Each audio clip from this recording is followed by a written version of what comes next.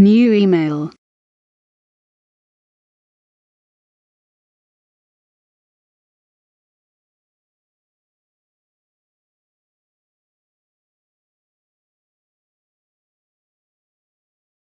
Welcome you all once again in the second session and the last day of Ind AS 105 lecture, non-current assets held for sale and discontinued operation.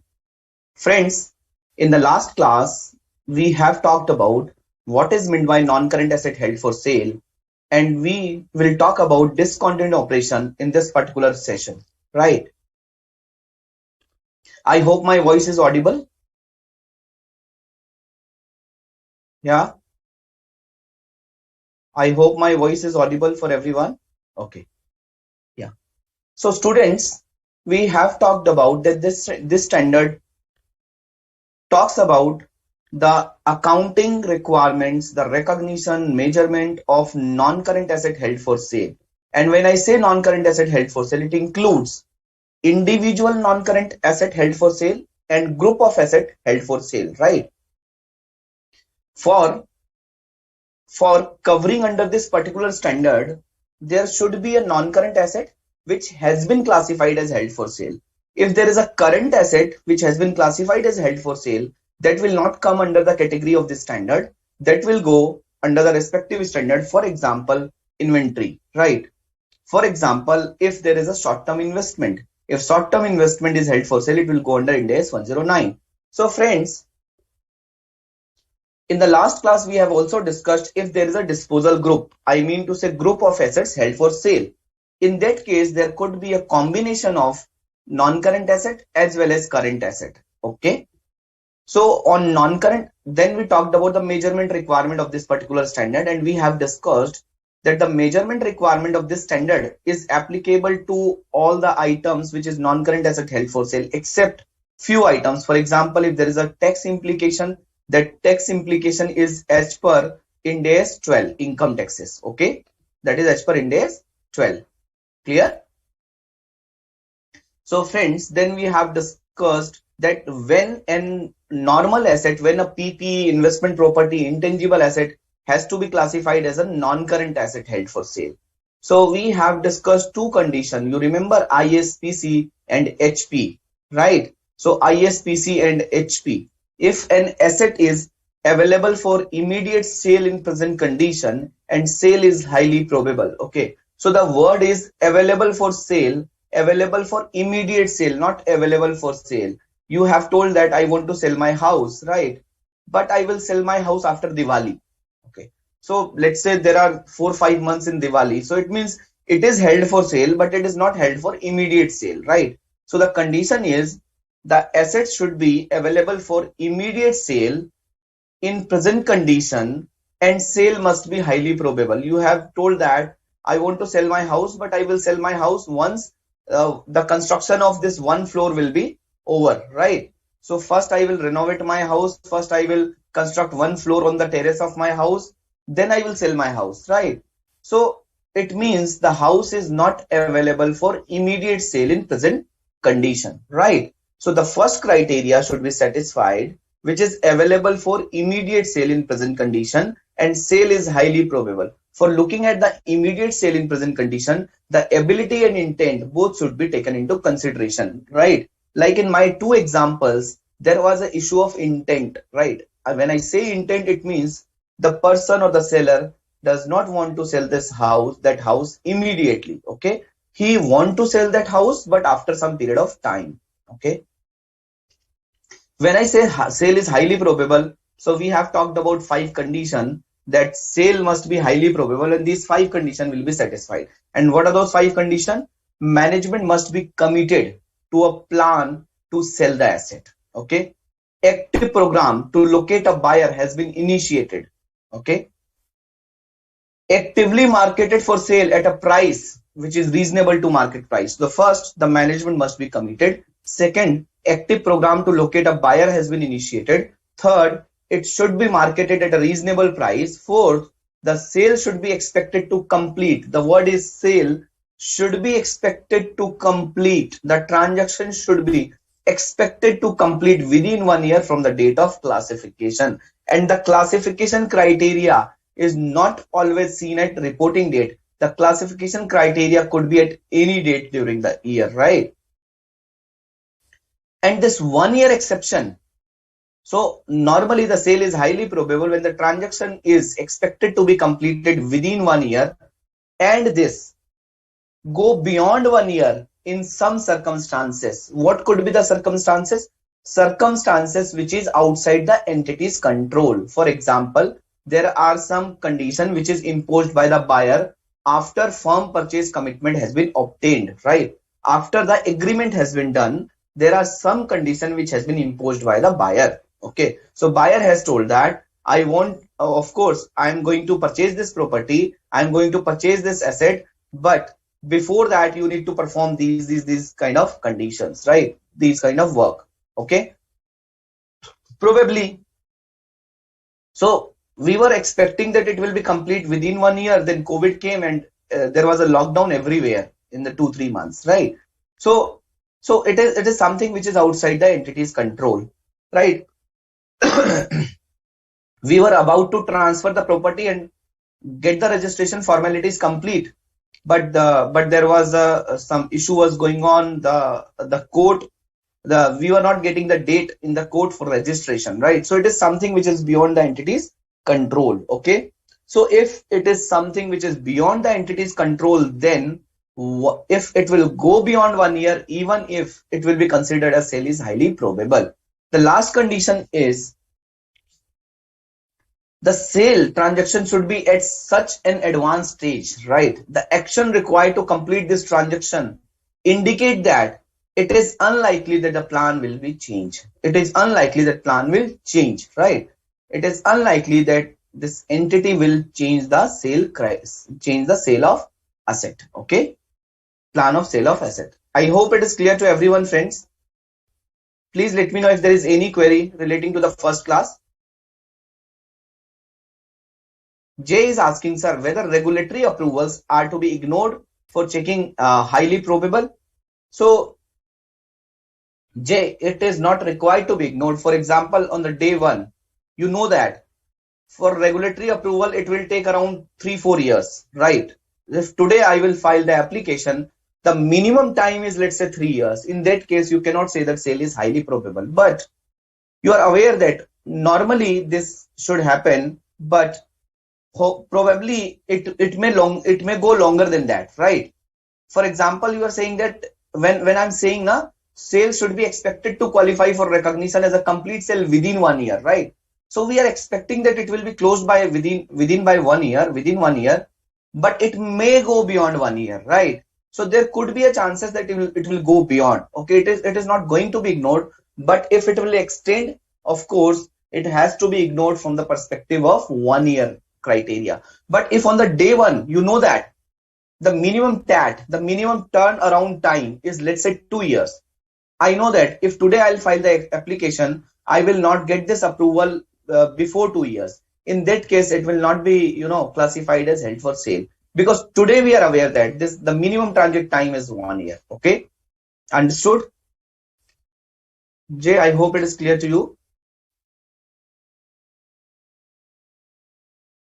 But today we are not certain. When we are classifying it as held for sale, we are hopeful that it will be expected to complete within 1 year, but we are not certain. So even though in this condition it will be classified as held for sale if the firm purchase commitment has been obtained, right? Good. So then we discussed some case study to understood this concept, right?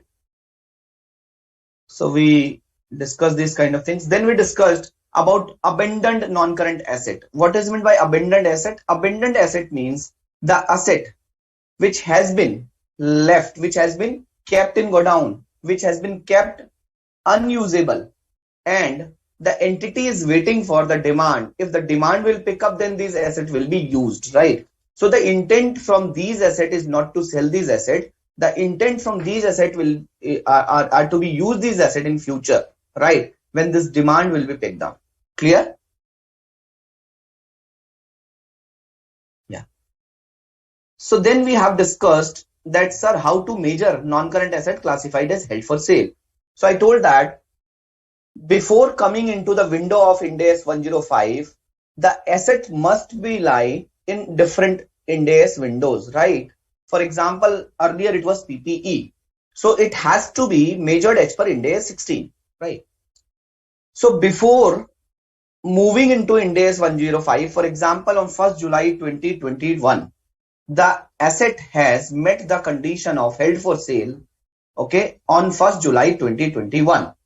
So on 30th June 2021, the carrying value of this asset, the carrying value of this building has to be calculated as per Ind AS 16, right? Sir, what does it mean? It means the carrying value has to be calculated as per Ind AS 16 and you have to follow the requirement of Ind AS 16. Sir, what is the requirement of Ind AS 16? The calculation of carrying value is cost minus accumulated depreciation minus accumulated impairment losses. What does it mean? It means on the date of classification as held for sale, you need to calculate the carrying value, and for calculating the carrying value, the depreciation till that date has to be calculated.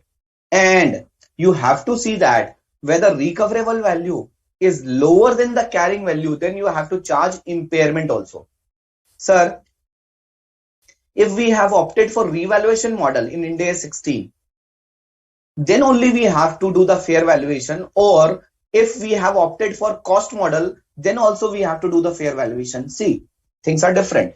If you have opted for revaluation model, then you need to measure it at fair value, right?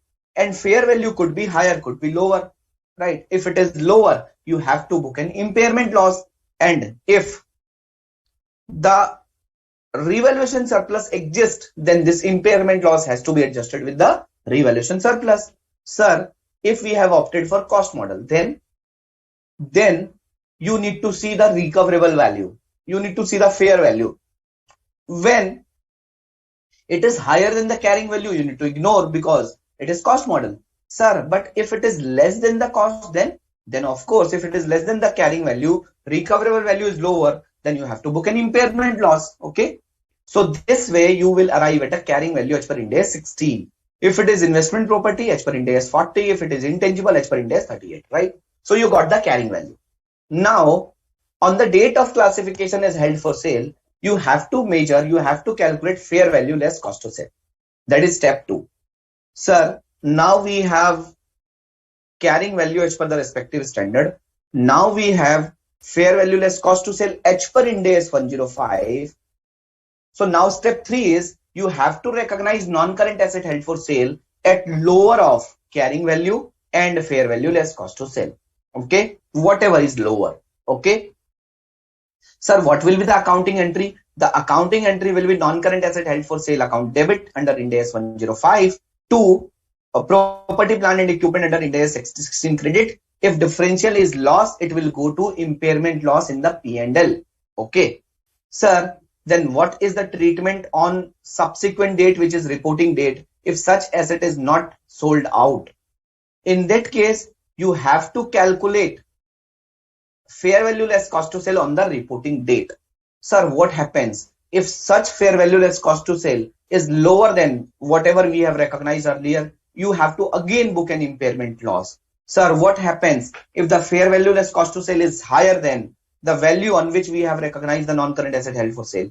In that case, you have to reverse an impairment loss. You have to book the increase in fair value only to the extent of reversal of impairment loss, only to the extent of impairment loss which you have booked in Ind AS 16 as well as Ind AS 105 at the time of classification as held for sale. Okay, is it clear? Is it clear? Sir, where this reversal will go? This reversal will go to P&L. Sir, if the sale is expected to occur beyond 1 year, then what to do? Then cost to sale has to be recognized at fair value, right? Then cost to sale has to be recognized at fair value. Is it clear? Depreciation or amortization ceases at the moment it is classified as held for sale.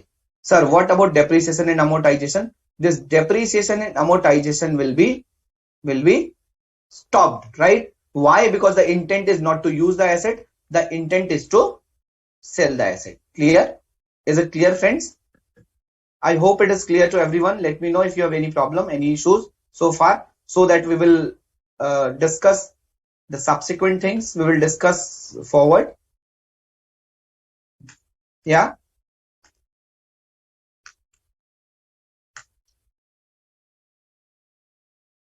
Let me know if you have any challenge, anything which I need to discuss further.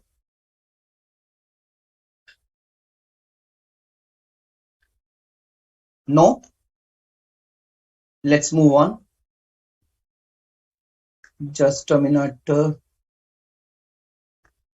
Yeah. So Srinidhi is asking, sir, can you discuss which one, Srinidhi? Study material page number 7.421. Okay. So let me look at that 7.421. And please let me know if this study material is visible.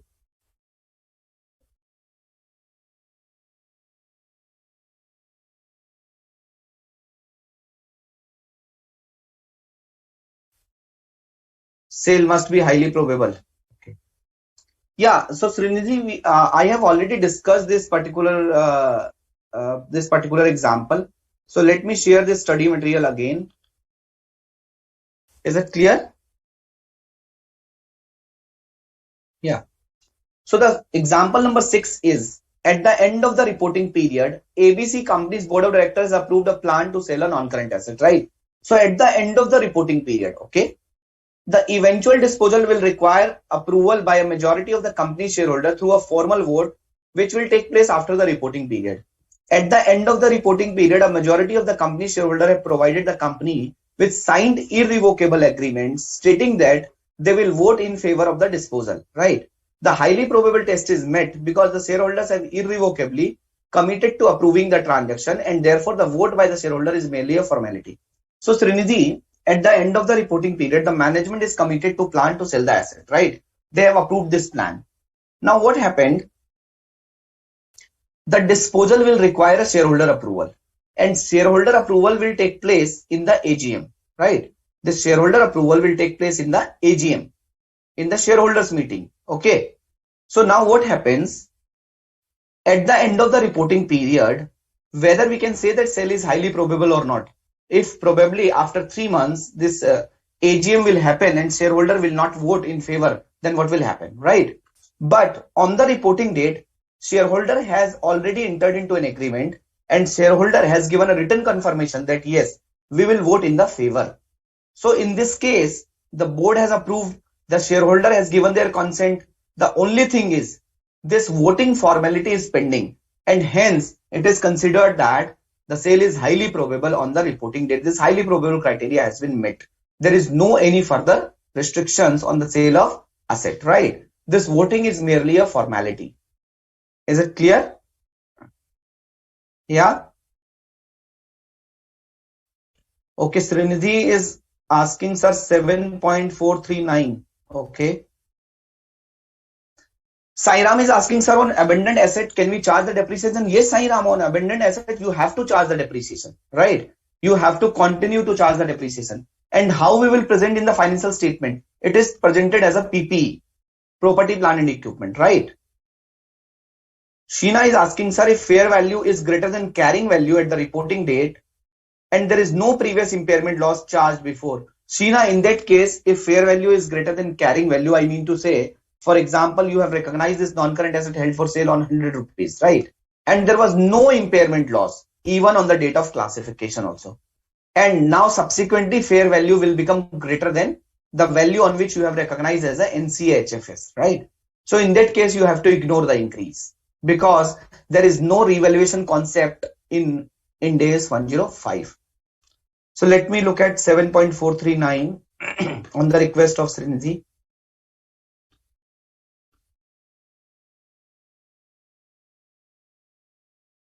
Page number 7.439.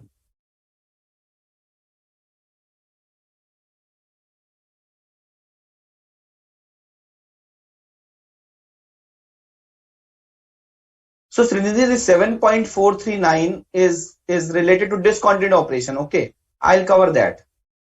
Are you talking about this one? changes to a plan of sale, loss of control in subsidiary. Are you talking about this one, Srinidhi?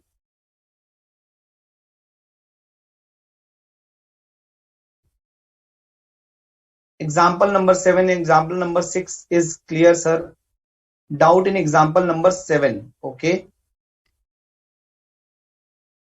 So example number 7, let me look at example number 7. At page number 7.421. Company XYZ holds an 85% interest in a subsidiary company ABC. At the year end, the board of directors of company ABC has approved a plan to sell a non-current asset to company XYZ. Okay. So at the year end, the board of subsidiary has approved a plan to sell a non-current asset to the holding company.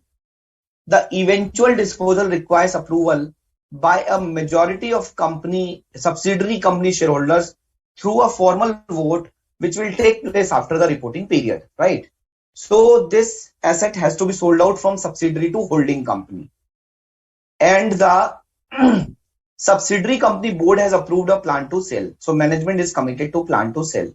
But this disposal will require a majority of the company ABC shareholders formal vote, right? Which will take place after the reporting date. For a transaction with major shareholder, in this case, parent is the major shareholder, the minority shareholder are given protection in law if the value of the transaction exceeds a specified threshold. The law prevents company XYZ from participating in the formal vote on such a transaction, right? So friends, such transaction requires a majority shareholder approval. Who is the majority shareholder? Parent company is the majority shareholder. But since this transaction is happening with the majority shareholders, and hence majority shareholders are not entitled to vote in their own favor, right? So who will vote? Minority shareholders will vote, right? Company ABC has not received any undertaking. So subsidiary company has not received any undertaking to vote in a particular manner from any of the shareholders, right? It is possible that the proposed transaction may be controversial and the outcome of the shareholder vote is uncertain. So guys, no any minority shareholder has given his approval or written approval that yes, we will vote in favor, right? No one has given the undertaking or any commitment. So from company ABC, from subsidiary company perspective, the highly probable test is not met at the end of the reporting period because the outcome of the formal vote by the remaining shareholder is too uncertain. So guys, if you see that the asset is available for sale, the ability intent is there, but probably there could be a doubt on the ability. Why I am saying there is a doubt on the ability? Because if tomorrow the shareholder will not approve, right? In that case, this transaction will not happen. So for selling this non-current asset, what will happen? For selling this non-current asset, shareholder approval is required. And today, minority shareholder approval is required. And there is no commitment from the minority shareholder whether they will approve or they will not approve. So till the time we will not get the confirmation or approval from the minority shareholder, yes, you can sell this asset, then there is a doubt on the ability to sell that non-current asset, right? So there is a ability issue here, and hence we cannot say that this transaction is available for immediate sale in present condition and sale is highly probable. Srinidhi, have you understood? Yeah, have you understood? Is it clear? J. Srinidhi, you must be talking about this example number 7 on page number 7.421, right? I hope it is clear to everyone, friends.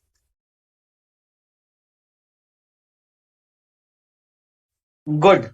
So guys, let me start discussing some more case studies. So don't worry, if you have any query in the example relating to study material, it will get clear. Okay.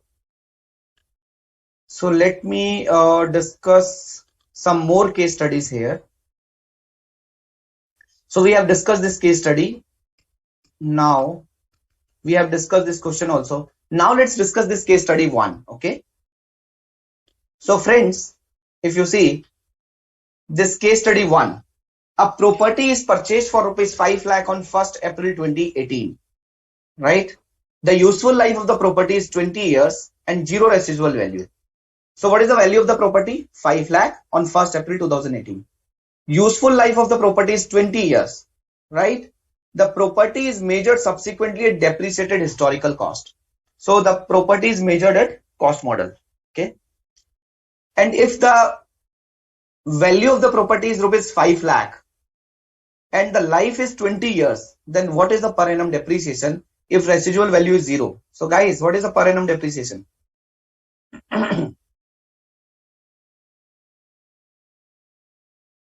Yeah, what is the per annum depreciation in this case? Per annum depreciation is 5 lakh divided by 20, right? 25,000 rupees is the per annum depreciation. Okay. On 30th September 2020. So this property was purchased on 1st April 2018, right? On 30th September 2020, that means after 2.5 years. 31st March 2019, 31st March 2020, and 30th September 2020. So after 2.5 years, it is decided that the property is to be classified as held for sale and classification criteria are met, right? An impairment assessment on 30th September 2020 determines that the recoverable value based on value in use. So you guys have already covered in AS 36 impairment of assets. And in impairment of assets, the meaning of recoverable value is higher of fair value less cost to sale and value in use. Is higher of fair value less cost to sale and value in use, right? So friends, if I talk about this particular standard, if I talk about the recoverable value, so recoverable value is higher of fair value less cost to sale and value in use. So recoverable value is given in this particular question. It is 4 lakh rupees on the basis of value in use. Probably value in use is higher, right? So friends, what was the step 1? The step 1 is to calculate the carrying value before classification is held for sale. You need to calculate the carrying value, right? As per Ind AS 16, property, plant and equipment. So what is the carrying value in this particular question? Tell me, what is the carrying value? Tell me what is the carrying value?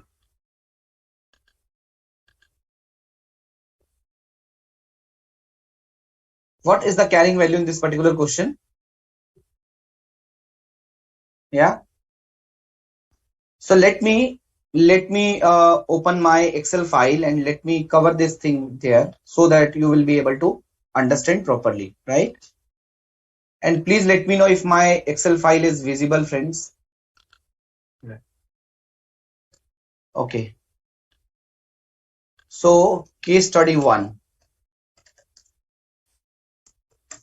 HFS case study, right? I hope this Excel file is visible.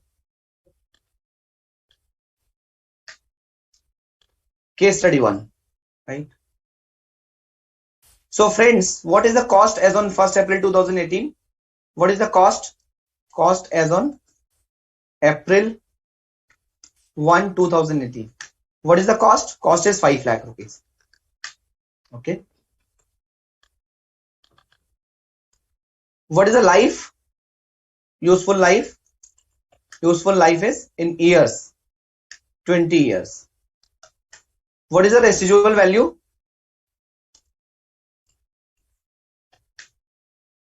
0. Residual value is 0. Okay. So residual value is 0. Okay. What is the per annum depreciation? What is the per annum depreciation? Per annum depreciation is 5 lakh divided by 20. Okay. So 25,000 rupees is per annum depreciation. Clear? Any doubt here? Yeah. Okay. So now What is the date of classification as HFS? So date of classification as HFS is 30th September 2020, right? Sorry, let's write here. September 30, 2020. Okay, right? So now we need to calculate. Now we need to compute. What we need to compute? We need to compute the carrying value H per Ind AS 16. So first step one. Calculate carrying value H per Ind AS 16 before the date of classification.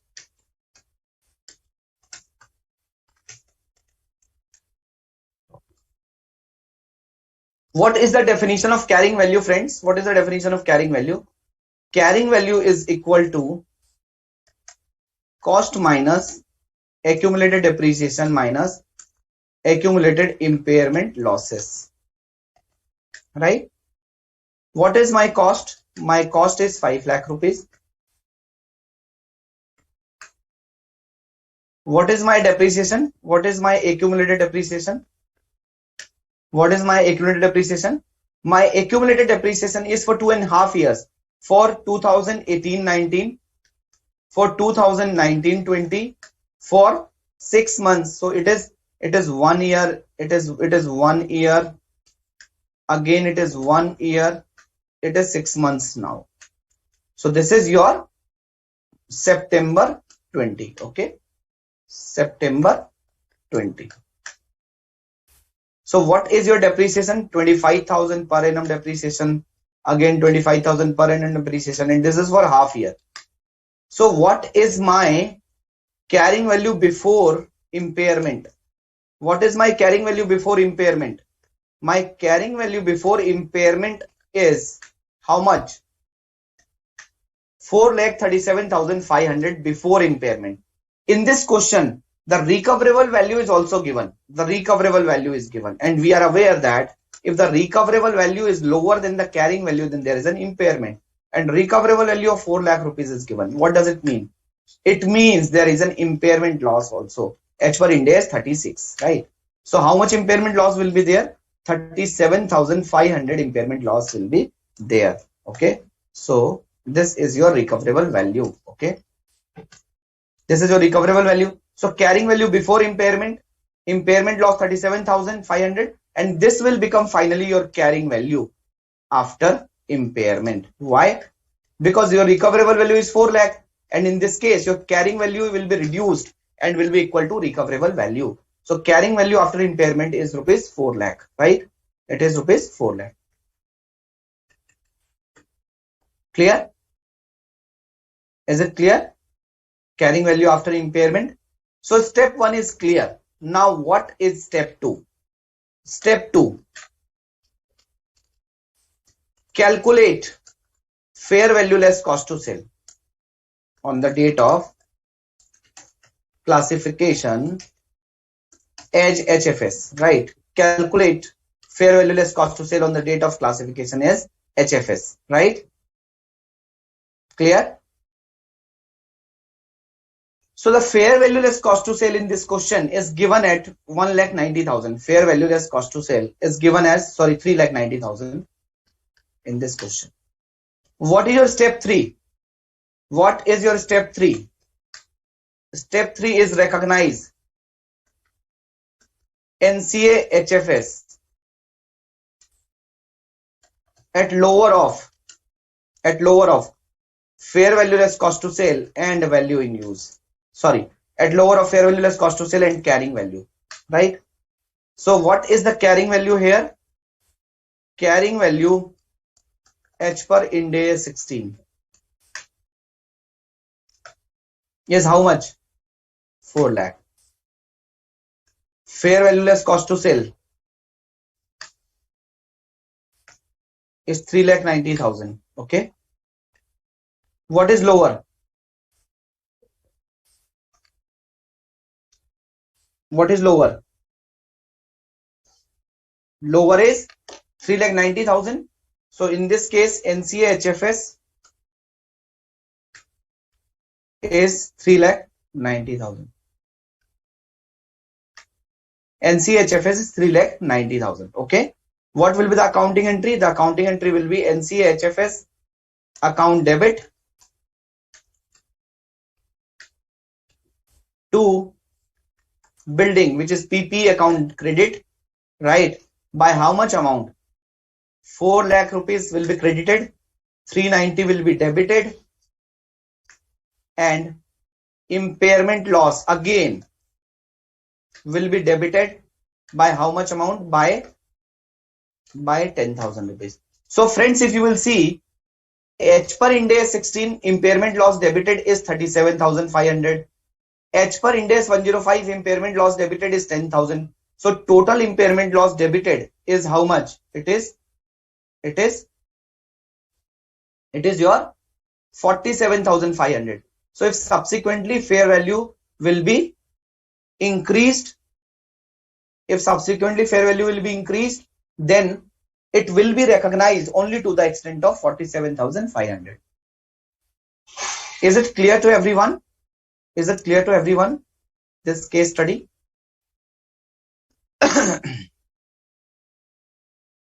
Yeah, very good. Sheena has already answered this. So let me see it. The fair value less cost to sale on 30th September is 390. So what is the carrying value of the property immediately before reclassification as HFS, right? What are the requirement accounting entries in 2020 in respect of reclassification, right? So we have solved this. Clear? So this is the first one, reclassify H per Ind AS 16. So this is carrying value H per Ind AS 16, right? And this is your accounting entry on the date of reclassification, right? So friends, let's discuss about the disposal group. So we have talked about the non-current asset held for sale. Now let's discuss about the disposal group.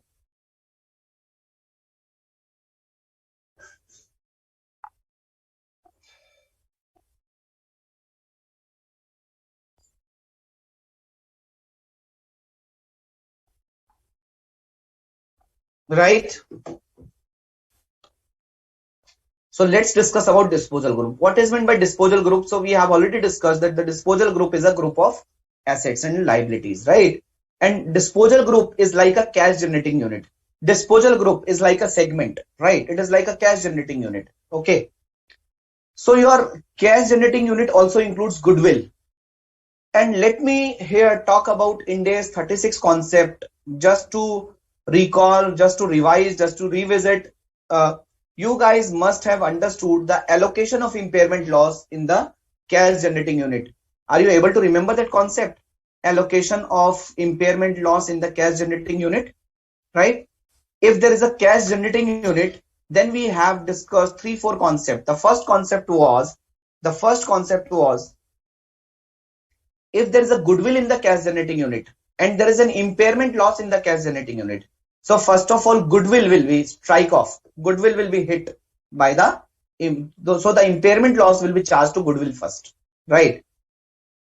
If there is a subsequent impairment loss, if still there is some impairment loss which is unallocated, so it has to be allocated in the pro rata ratio of the asset, in the ratio of the asset pro rata basis, on the pro rata basis.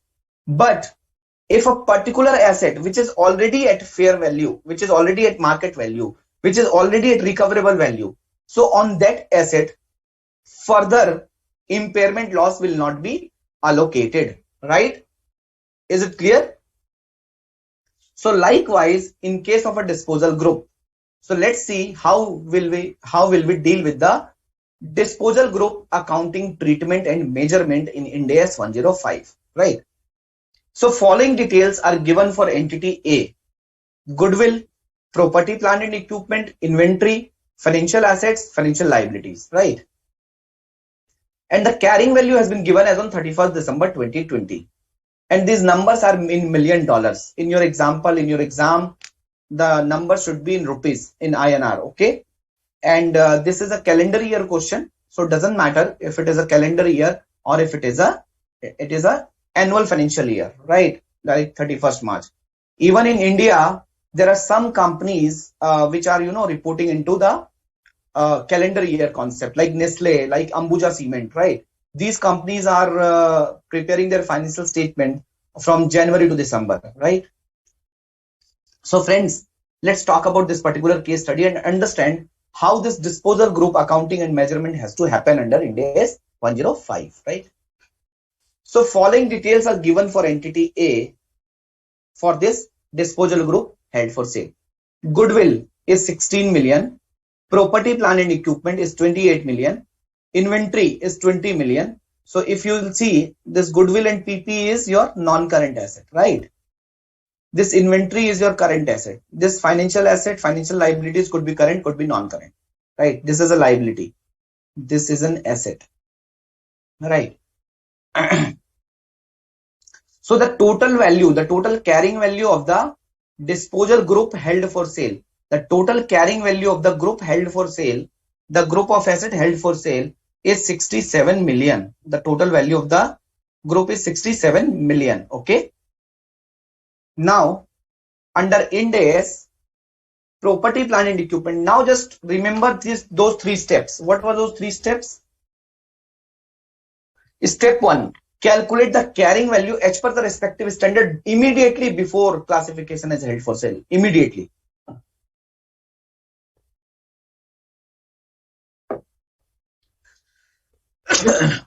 Immediately before classification is held for sale. Okay.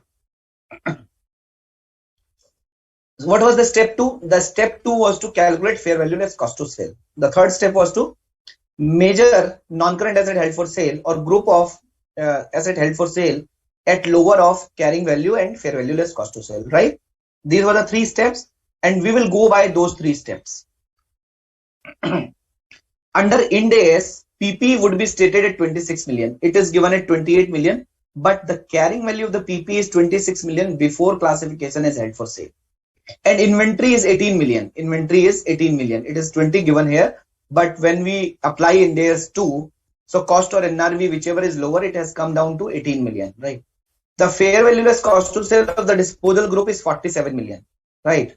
And the fair value less cost to sale is given here. Step 2 is given here. For step 1, some information is given here. Assume that the disposal group is qualifies as held for sale, okay? And this disposal group is qualifies as held for sale. You are required to show how the disposal group would be accounted for in the financial statement for the year ended 31st December 2020. Okay. So this thing has to be taken into consideration while discussing how this allocation has to happen. I hope question is clear to everyone. I hope so. Yeah. So let me go to my Excel file and discuss this particular case study, right? Please let me know if my Excel file is visible. This is your HFS case study. Now this is your disposal group case study.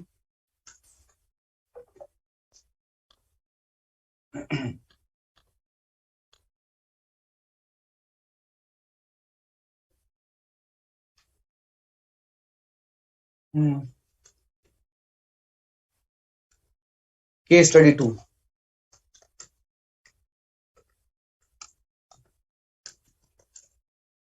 So friends, in accounting, in financial reporting, there are so many common concepts, right? Like here we are talking about, allocation of impairment loss to the disposal group, which is nothing, which is cash generating unit, right? So when you are discussing this concept in Ind AS 105, you are doing a revision of the allocation of impairment loss concept of Ind AS 36.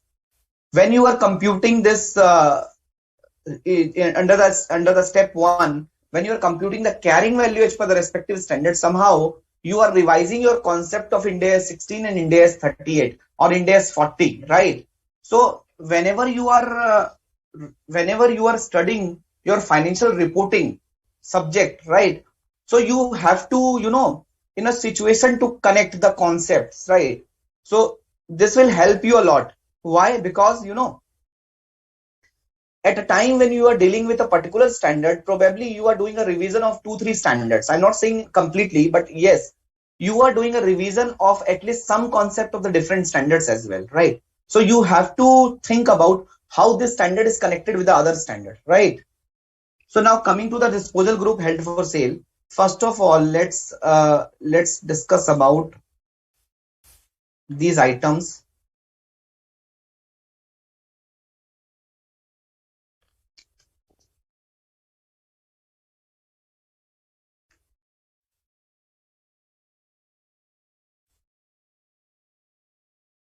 So this is given here, particulars.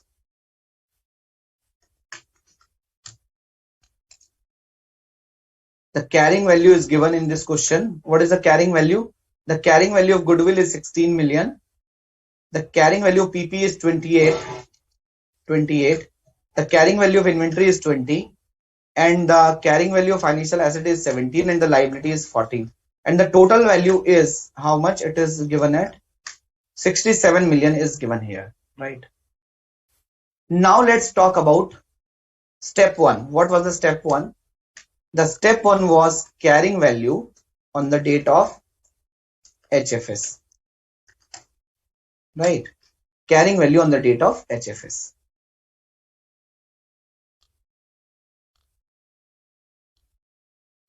So for goodwill, no information is given. For PP, it is given that the PP is stated at 26 million as per Ind AS 16.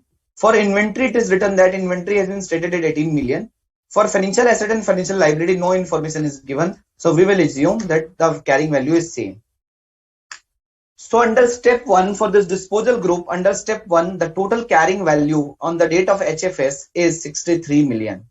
And the fair value less cost to sell is also given in this disposal group case study. So the fair value less cost to sell under step 2,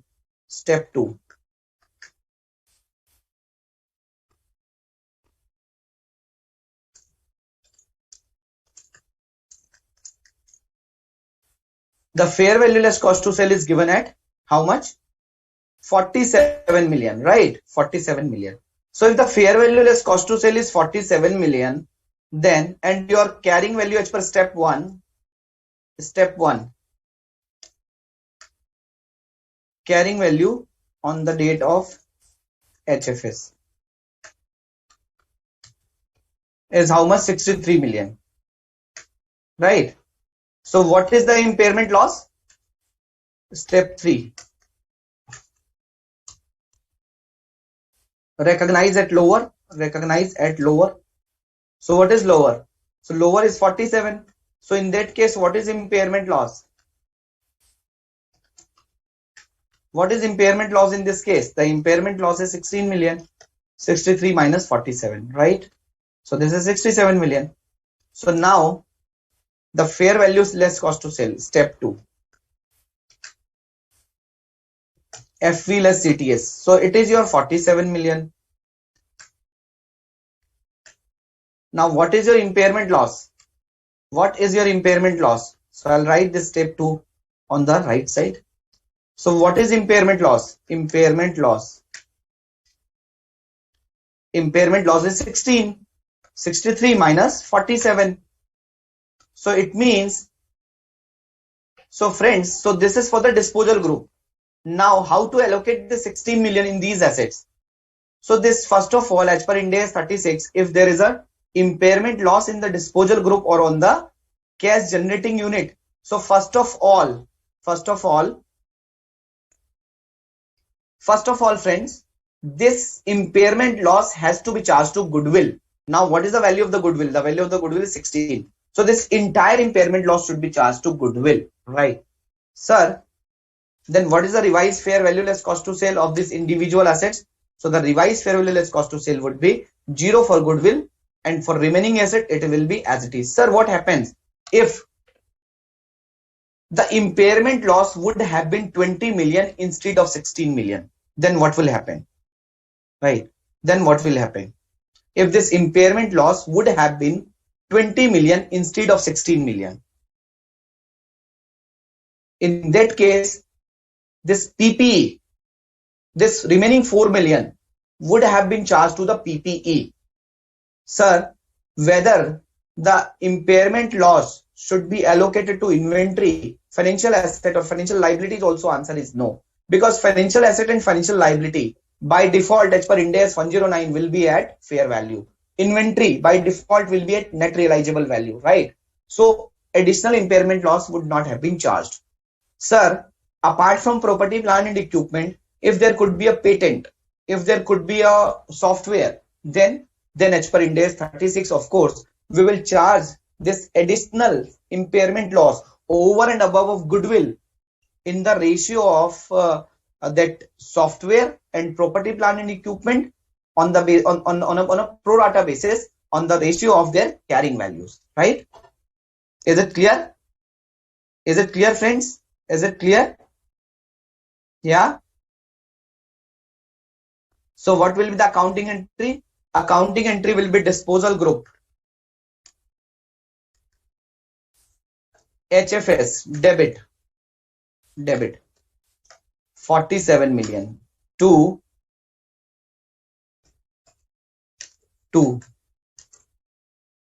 what? To these assets, to goodwill,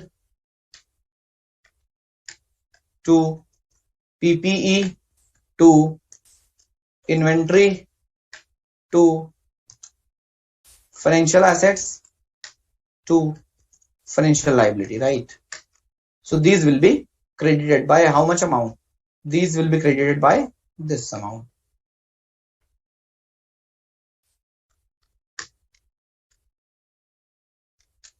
And impairment loss will be debited.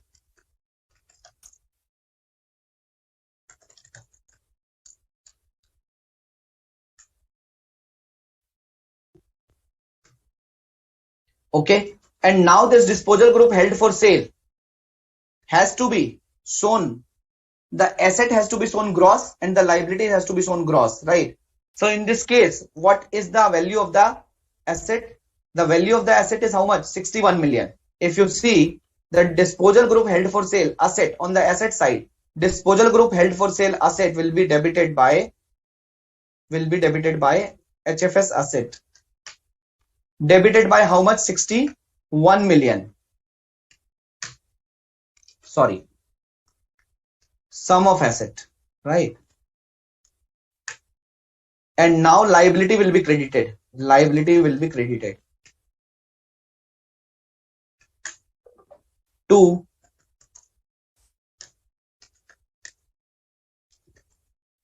disposal group HFS liability. This will be credited by how much amount? So liability will be credited by 14 million, right? So friends, the disposal group held for sale is 47 million, but 61 million is asset and 14 million is liability, right? So this is the example, okay? Right? Is it clear? Yes. So one of the participant is saying, sir, this is not correct. Financial liability will be debited. You are right. You are right. So this FL will be debited. Financial liability will be debited. You are right. 14 million. So now this balance sheet will tally. Now this entry will tally. Let me see if this entry gets tallied or not. Right? Yes. You are right, Sheena. So Jay, I have told you that if there is a 20 impairment loss, then the remaining should be allocated to PP. Clear?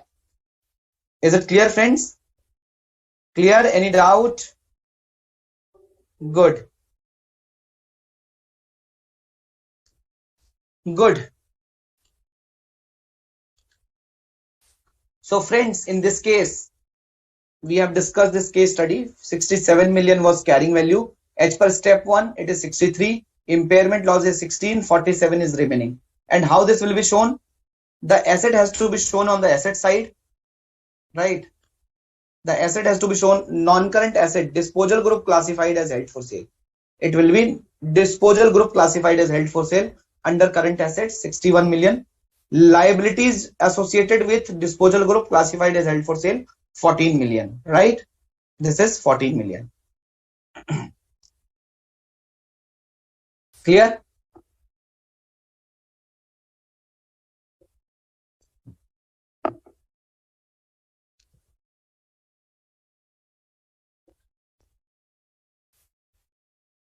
Is it clear, friends?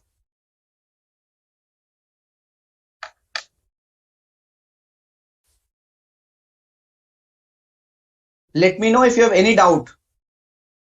Otherwise, I'll move on to the next concept of, change of plan of sale, right? Change in plan of sale.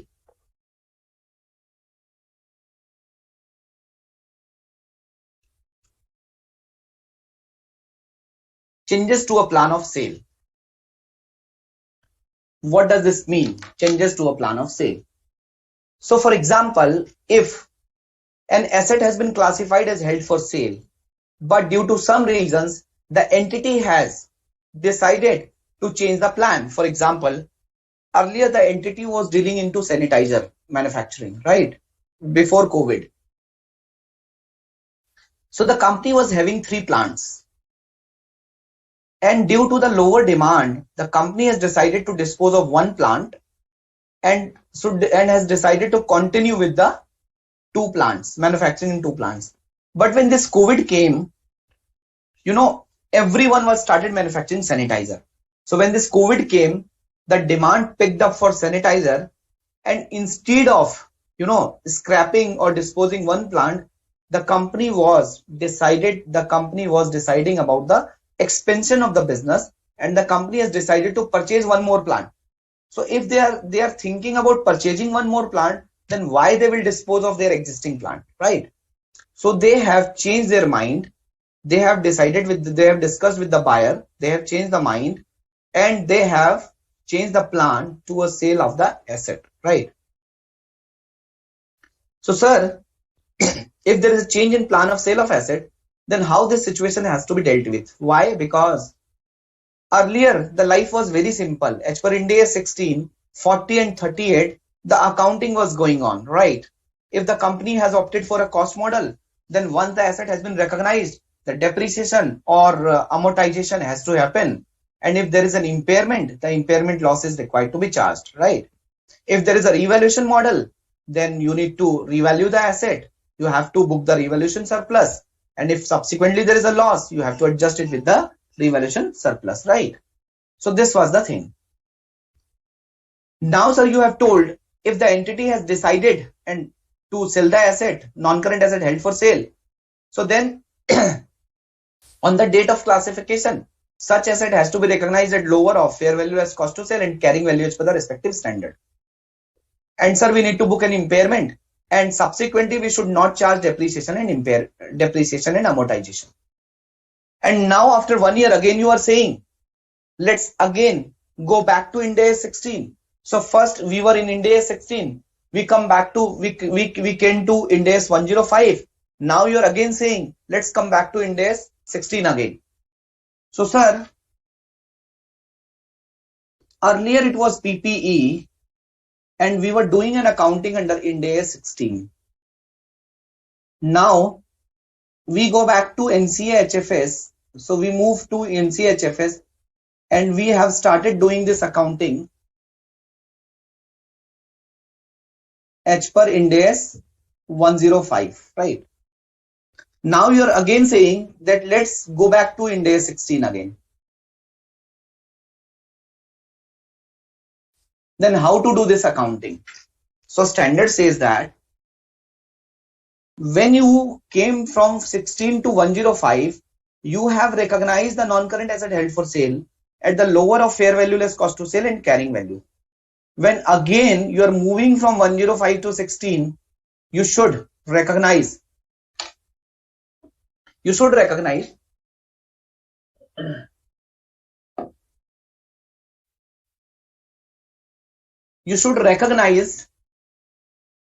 from 105 to Ind AS 16 again at some value.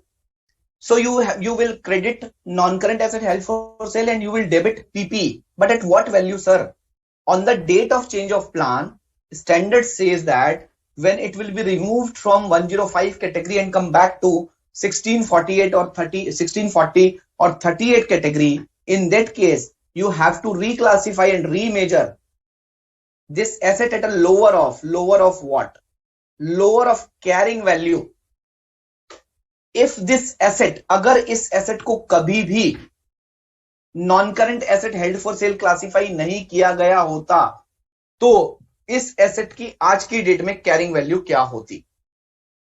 What would be the carrying value of this particular asset had this asset never been classified as held for sale?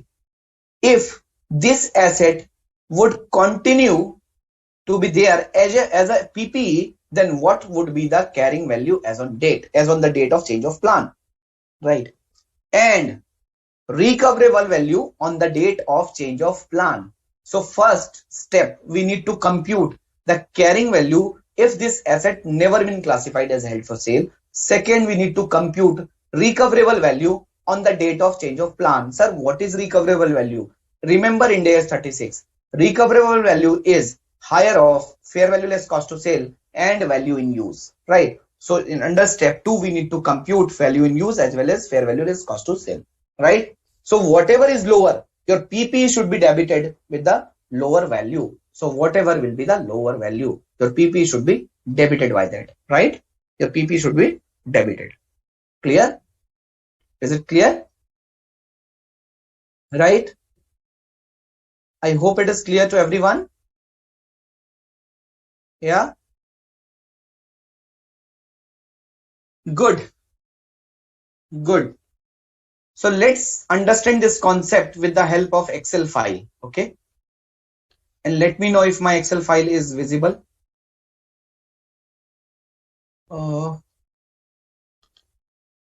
Yes. So concept of change of plan, right?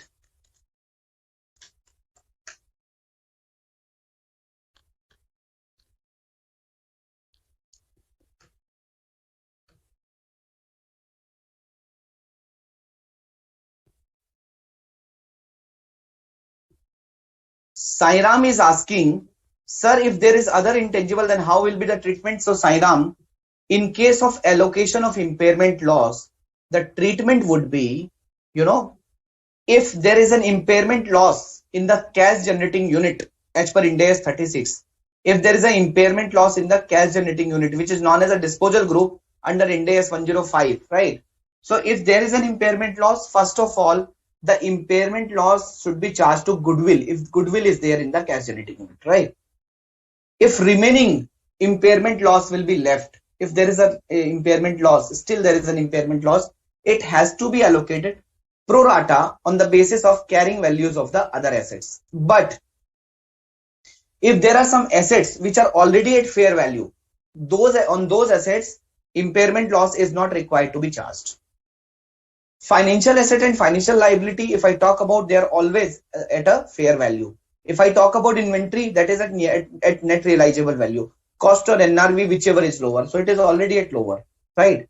And J, why allocation is made first to goodwill, you have to read Ind AS 36. Ind AS 36 says that if there is an impairment loss in the group of asset in the cash generating unit, so first goodwill has to be charged from that impairment loss.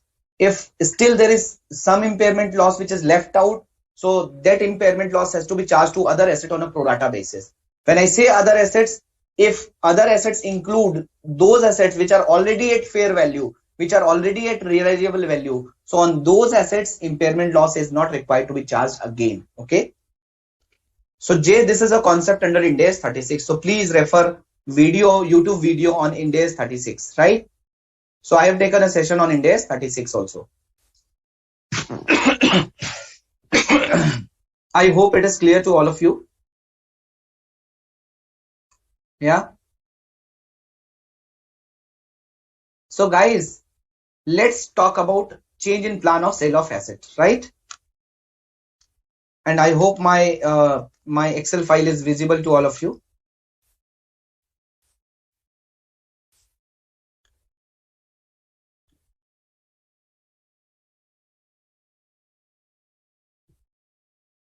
Yeah. Change in plan of sale. Change in plan of sale, right? So in case of change in plan of sale, the asset is going to be reclassified to normal category again, right? So in case of change in plan of sale, the asset is going to be reclassified in the normal NCA category again. When I say normal, means in days 16, 38 and 40, right? In days 16, 38 and 40. Okay.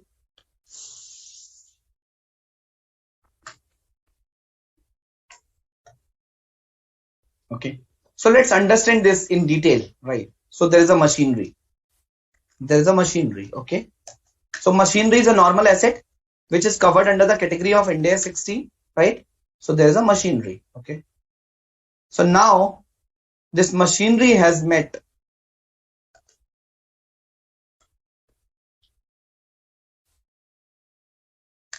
the criteria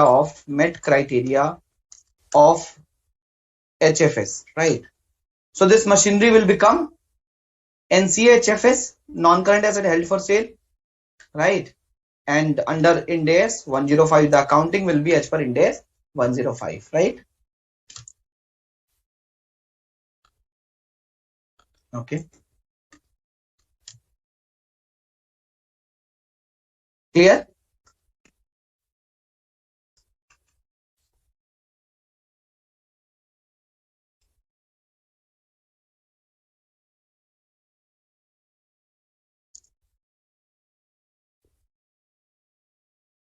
Now again from NCA HFS, so this machine will move back to the normal machine, right?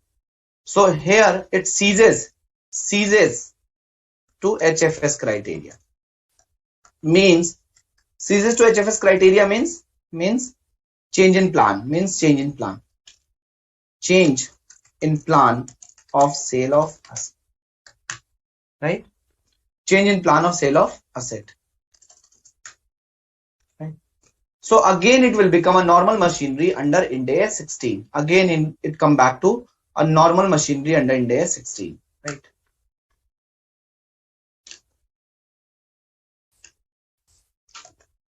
Under Ind AS 16. Clear? Is it clear? Yeah. So now how to deal with this? So when this machinery was under Ind AS 16, so the accounting was under Ind AS 16, but when it met the NCA HFS criteria, then what we have done? When it met the NCA HFS criteria, in that case, what we have done, lower of step 1 and step 2. So it has been recognized at lower of step 1 and step 2. What was step 1? Step 1 was calculate carrying value as per Ind AS 16 and then calculate fair value less cost to sell as per Ind AS 105. For example, this machinery was on 1st April 2019. On 1st April 2019, this machinery was purchased. Okay. And what was the cost? The cost was, for example, 5 lakh. And the life was 10 years. The life was 10 years, right? The cost was 5 lakh. The life was 10 years. So in this, and this machinery was, let's say, on 30th June 2020, on 30th June 2020, this machinery was classified as held for sale. So in this case, what will happen? In this case, what is the cost? What is the cost? So cost is 5 lakh. Now what is the accumulated depreciation? Tell me, what is the accumulated depreciation? So the accumulated depreciation will be calculated for 1 year and 3 months till 31st March 20 and 30th June 20. So how much amount? So per annum depreciation is 50,000. So 50,000 plus 12,500. Okay. 62,500. Right. So what is your carrying value? What is your carrying value? Under step one, what is your carrying value? Assuming there is no, the carrying value is 437,500. So just assuming that there is no impairment. Okay, right. Step two, your fair value less cost to sale is, for example, your fair value less cost to sale is 4 lakh rupees, right? Under Ind AS 105. So what is lower? So at which value it has to be recognized? Step 3. Recognize it lower. And what is lower? Lower is 4 lakh. So this 37,500 will go to the P&L. So what is the charge in P&L? What is charge in P&L? Charge in P&L should be 37,500. 437,500 minus 4 lakh. 37,500. What is the accounting entry? What is the accounting entry at the time of classification as HFS? Accounting entry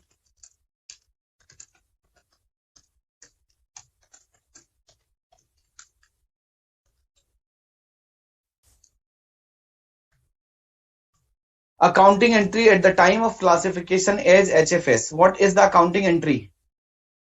What is the accounting entry, friends? The accounting entry is machinery,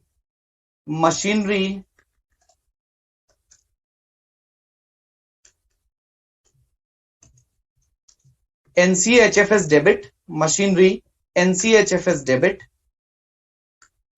Okay. Impairment loss, P&L debit. Two machinery PP, machinery PP credit, right? So accounting entry machinery NCHFS debit by 4 lakh,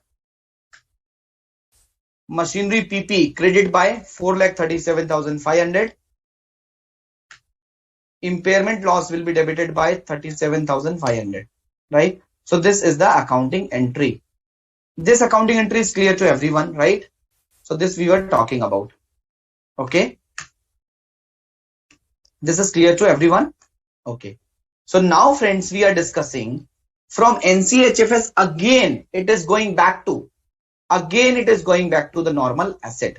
For example, on 30th June 2020, it was classified as held for sale. Now on 31st March 2021, again there is a change in plan, and it is again moving back to the normal asset. It is again moving back to the normal machinery. Okay. So friends, what is the concept? The concept is, what is the concept? The concept is, at the time of change in plan, at the date of change in plan of asset, at the date of change in plan of sale of this asset has to be recognized at lower of. This asset has to be recognized at lower of what? Step 1. What is the step 1 here? Carrying value on the date of change in plan had the asset never been classified as HFS. अगर ये asset कभी भी HFS classify नहीं होती तो क्या value होती है? Step 2, recoverable value. So it has to be recognized at lower of. Carrying value on the date of change in plan had the asset never been classified as held for sale, and recoverable value. Okay, and recoverable value. Clear? And recoverable value. I hope it is clear to everyone, right? And what is meant by recoverable value on that date? Recoverable value on that date. What does it mean? It means higher of fair value less cost to sell and value in use. This concept is as per Ind AS 36 impairment of assets, right? So friends, please tell me, as per step 1, please tell me, as per step 1. What was the step 1? Carrying value if this asset is continued as PPE since beginning. तो carrying value क्या होती?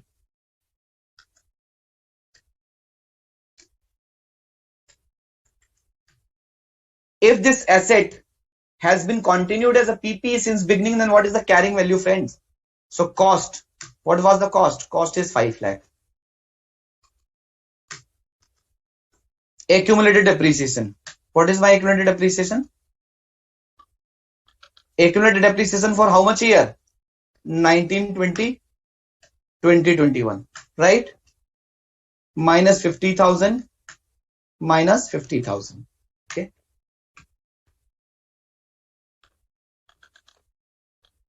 So what would be the carrying value? What would be the carrying value if this asset never been classified as held for sale? What would be the carrying value? Please tell me.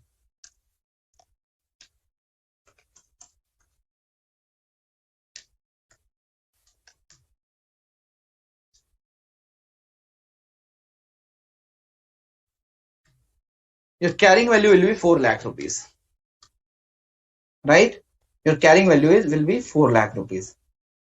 Assuming under step 2, assuming the recoverable value is 380, assuming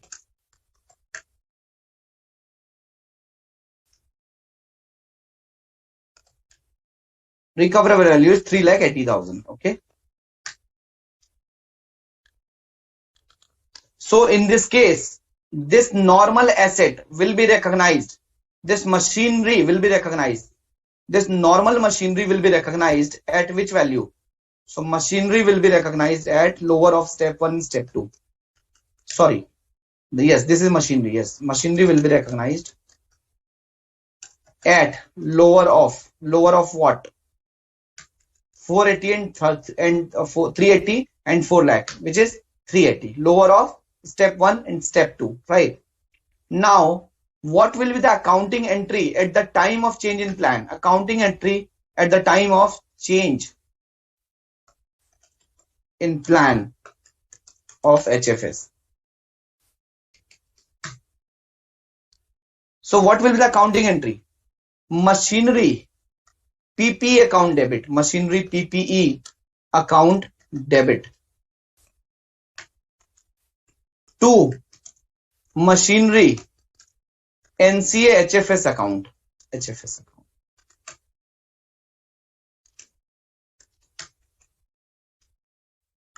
Credit, right? Machinery NCA HFS account credit. And differential will go to impairment loss on classification, on change in classification. Again, it will go to your P&L. It will go to your P&L, right? So this will be debited. So machine PP will be debited by 380. Your machinery and NCHFS will be credited by how much amount? Tell me by how much amount? Friends, tell me by how much amount? See, you have already classified at 4 lakh rupees. So not at carrying value, you know. So we have calculated carrying value कि क्या carrying value होती अगर ये asset कभी भी NCHFS classify नहीं होता. But balance sheet में this asset in your books of account, this asset is coming at 4 lakh, right? This asset is coming at 4 lakh, right? So this will be the accounting entry. So this 4 lakh will be credited and what will be the debited? 20,000 will be debited as an impairment loss. Clear? I hope it is clear to all of you. I hope it is clear, guys.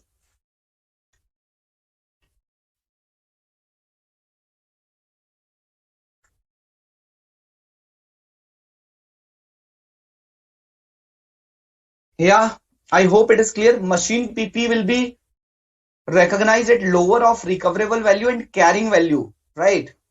Carrying value what? So you have calculated the carrying value. If this asset never been classified as held for sale, then what could be the carrying value, right?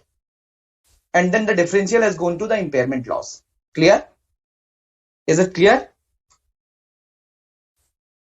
So friends, it's 8:25 now. Let's have a break for 10 minutes, right? So after the break, we will cover one case study on change in plan of sale.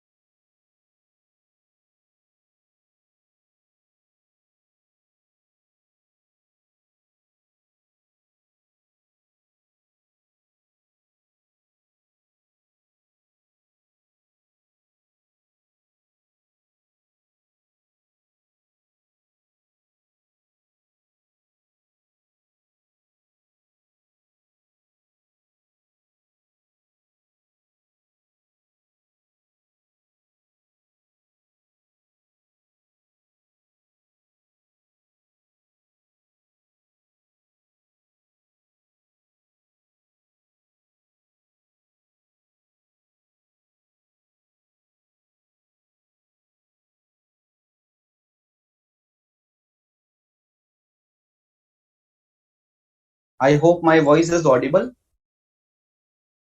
So Jay, these steps are not given in the notes to the balance sheet in actual financial, right? These are the steps just for the students. But yes, these measurements are there. Okay. These measurements are there. So even in the notes to the financial statement, so it talks about that NCHFS has to be measured at lower of carrying value and fair value less cost to sell, right? So the concept is there. In accounting policy, you can read that NCHFS has to be classified at lower of non-current asset held for sale, lower of carrying value and fair value less cost to sell. Okay. So friends,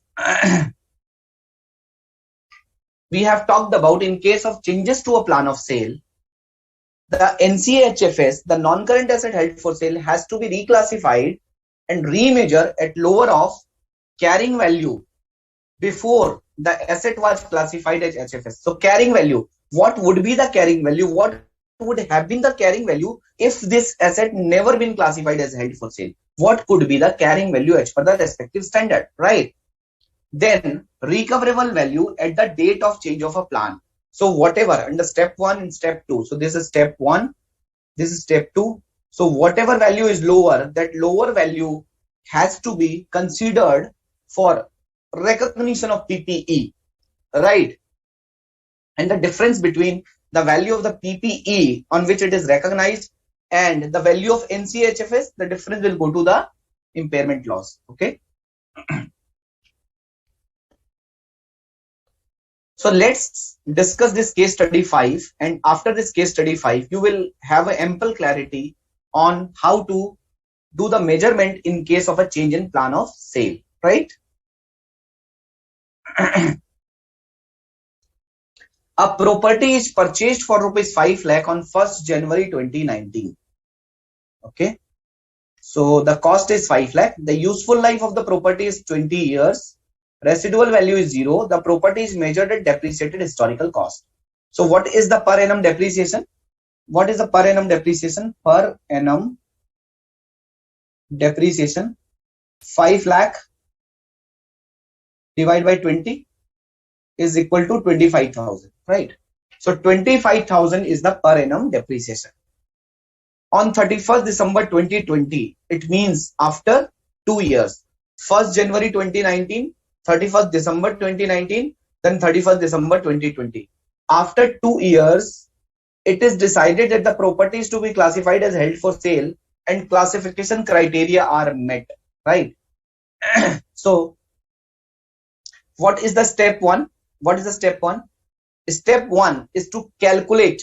So guys, step 1 is to calculate the carrying value H per Ind AS 16 on the date of classification as held for sale. You need to calculate the carrying value immediately before held for sale. You need to calculate the carrying value as per respective standard, right?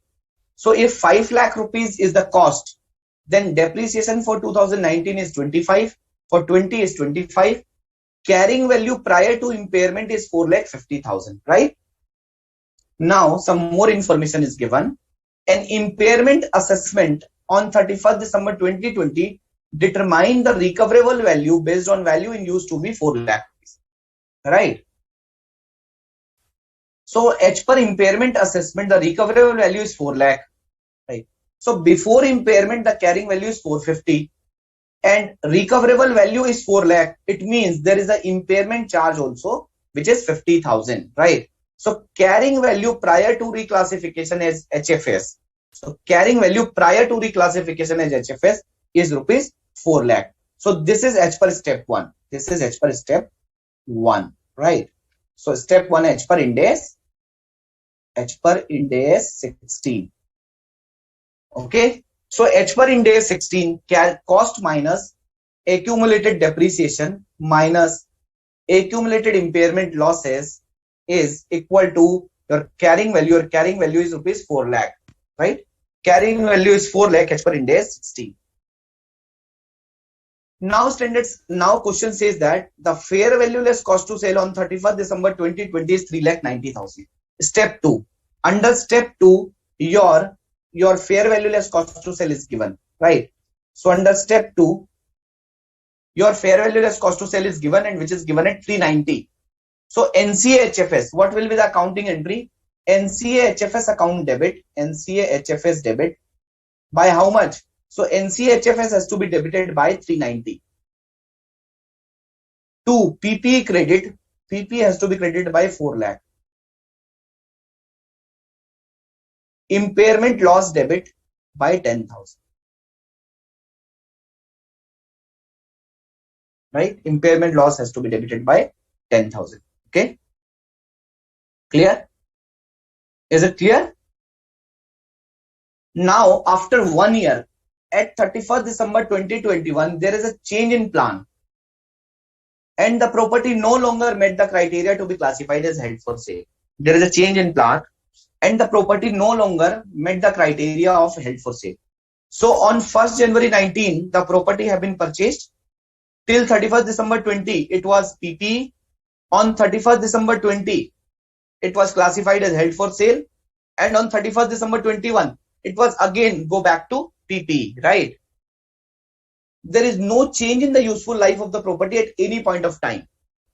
There is no change in useful life means, what does it mean? Means the life was 20 years. On the date of acquisition, the life was 20 years. So what would be the life on 31st December 20? 18 years. What is the life on 31st December 21? 17 years. So the total life has never been changed. The total life is 20 years, right? So accordingly, if the total life is 20 years, then of course on 31st December 20, the remaining life would be 18 years. On 31st December 21, the remaining life would be 17 years, right? And the recoverable value on the date of change of plan, the recoverable value on 31st December 21, which is on the date of change of plan. So this is the date of change of plan of sale.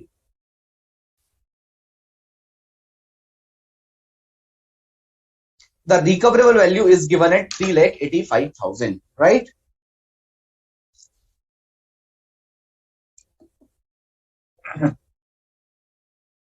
The recoverable value is 385. Now, in this step, so from till this para, we have done the HFS accounting. Now we have to do the change of HFS accounting. So friends, recoverable value is given. So how to calculate how to calculate the step 1? And what was the step 1? What would be the carrying value as on 31st December 21 if this asset had never been classified as held for sale? So how to calculate the carrying value as on 31st December 21? So guys, tell me how to calculate the carrying value as on 31st December 2021.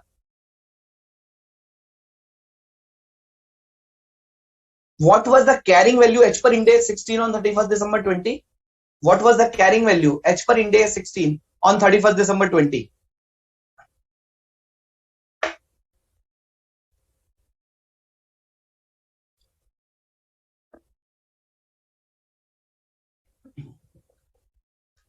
Friends, I am waiting for the answer. What is the carrying value?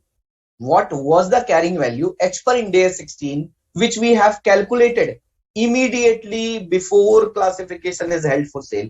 Immediately before classification is held for sale under step 1. You're right, Megha. It is 4 lakh rupees. It is 4 lakh rupees. Okay. So Utkarsh, it is not 4,50,000. Please. As on the reporting date, Utkarsh, you have to check impairment loss also, even if you have opted for cost model, right? So it doesn't matter that we haven't calculated impairment only because of classification is held for sale, right? Prior to, I have told you na, that prior to classification as held for sale, you need to compute impairment loss also. So that is why the definition of carrying value is cost minus EGDEP minus impairment losses, right? So your closing value H per Ind AS 16 on 31st December 20 is 4 lakh rupees. So tell me, in this case, what is the depreciation? What is the depreciation for 2021? Tell me. What is the depreciation on 2021? So your WDV as on 2020 is 4 lakh, right? And what is the remaining life? The remaining life is 18 years. So 4 lakh divided by 18. 22,222 will be the depreciation for 2021. Am I right? So whatever is the closing value, on that value depreciation has to be charged subsequently, right? And what is the residual life? What is the useful life? Useful life is 18 years as on 31st December 2020. Friends, is it clear to all of you? Friends, is it clear to all of you then why we have calculated this depreciation on 4 lakh rupees? Why not on 4,50,000 rupees? Yeah, is it clear to all of you? So on 31st December 2020, my carrying value is 4 lakh H per Ind AS 16. Simple. So I have depreciated. Now I need to calculate what could be my carrying value as on 31st December 2021. So carrying value prior to reclassification is held for sale on 31st December 2020 was 4 lakh rupees. Depreciation charge for 2021 would have been 22,222. How it come? 4 lakh divided by 18. Right. Why 18? Because the total life was 20 years. So after 2 years, the remaining life is 18 years. So carrying value at 31st December 2021 would have been 377,778. Right. H per step 1. This is H per step 1. Step 2. Recoverable value is 385. What is lower? Lower is 377,778. Sir, what is the accounting entry? What is the accounting entry? Accounting entry will be PPE account debit by how much amount? 377,778. 2. NCA-HFS by how much amount? So friends, NCA-HFS is 3,90,000 as on 31st December 20. So this will be 3,90,000. Debit, impairment loss, debit by how much amount? 12,222. 12,222, right? So impairment loss will be debited by 12,222. Clear?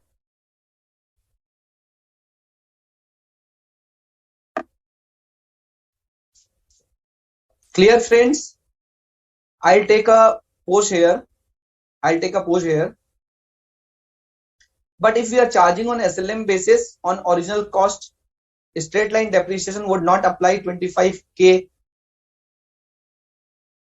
So J, Sheena and Sainam,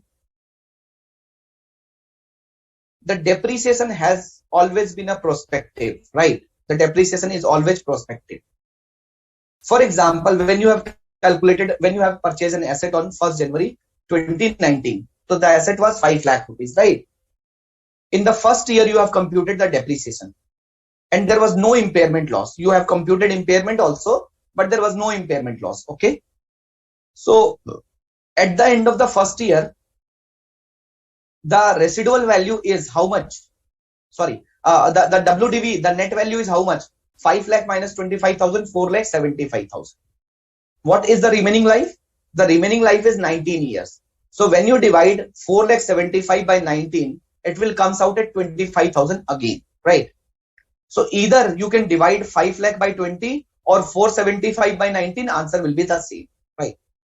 But let me tell you, the depreciation will be charged on the net block basis, right? On the net block basis. I mean to say, in the first year it was 25,000, in the second year it was 25,000. Why? Because there is no impairment. But for example, in the second year there is an impairment, right? And the recoverable value has been decreased. The carrying value has to be reduced, right? So in the second year, the normal depreciation was 25,000. The normal depreciation was 25,000. So in that case, what would have been? In that case, the WDV should be, the net value should be 4,50,000. The carrying value should be 4,50,000. But since there was an impairment, so your carrying value will become 4 lakh rupees at the end of the second year. Now you tell me, you have to depreciate this 4 lakh in the next 18 years, or you will depreciate 4,50,000 in the next 18 years. You will depreciate only the carrying value which is there in the books of accounts, right? Because the 50,000 has already been charged as an extra depreciation, which is impairment, as on the second year, as on the end of the second year, right? Clear? Is it clear?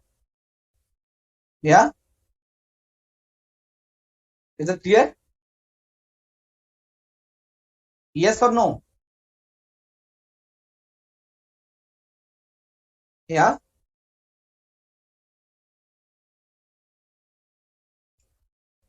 So Sina, in the previous question, if you see, we have calculated on original cost because there was no impairment loss, right? There was no impairment loss. And when there was an impairment loss, right, it was for the first time. If subsequently we would have calculated depreciation, then of course we would have calculated on the remaining value, right? For example,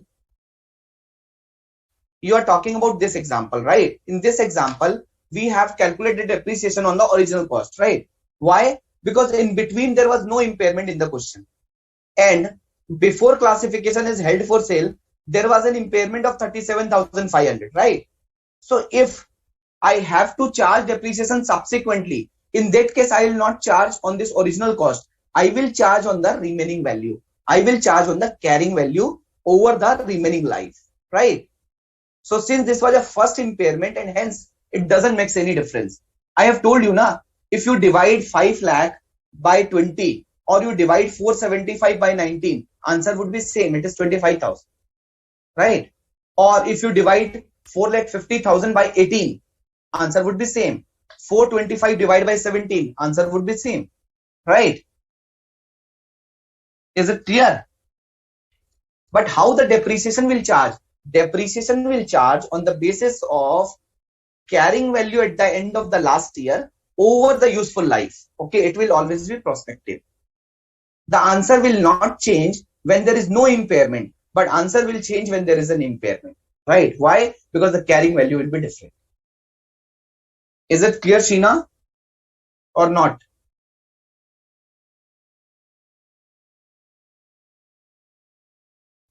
Is it clear, friends?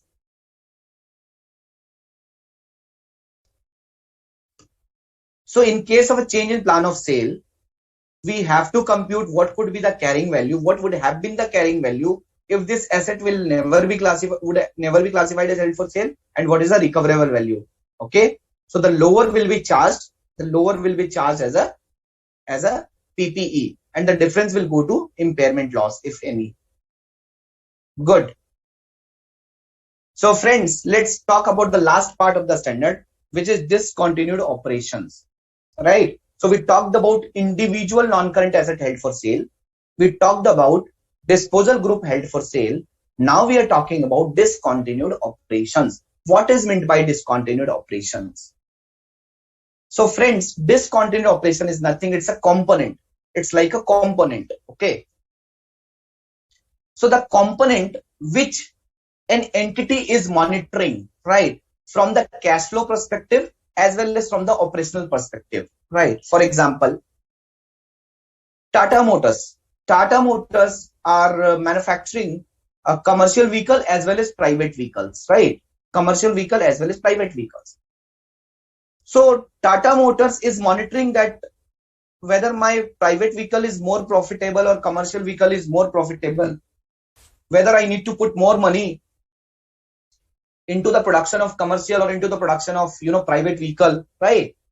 So for example, if Tata Motors is monitoring its passenger vehicle, I mean to say commercial vehicle segment and private vehicle segment as a different segment, so it is known as a operations, right? It is known as a operations.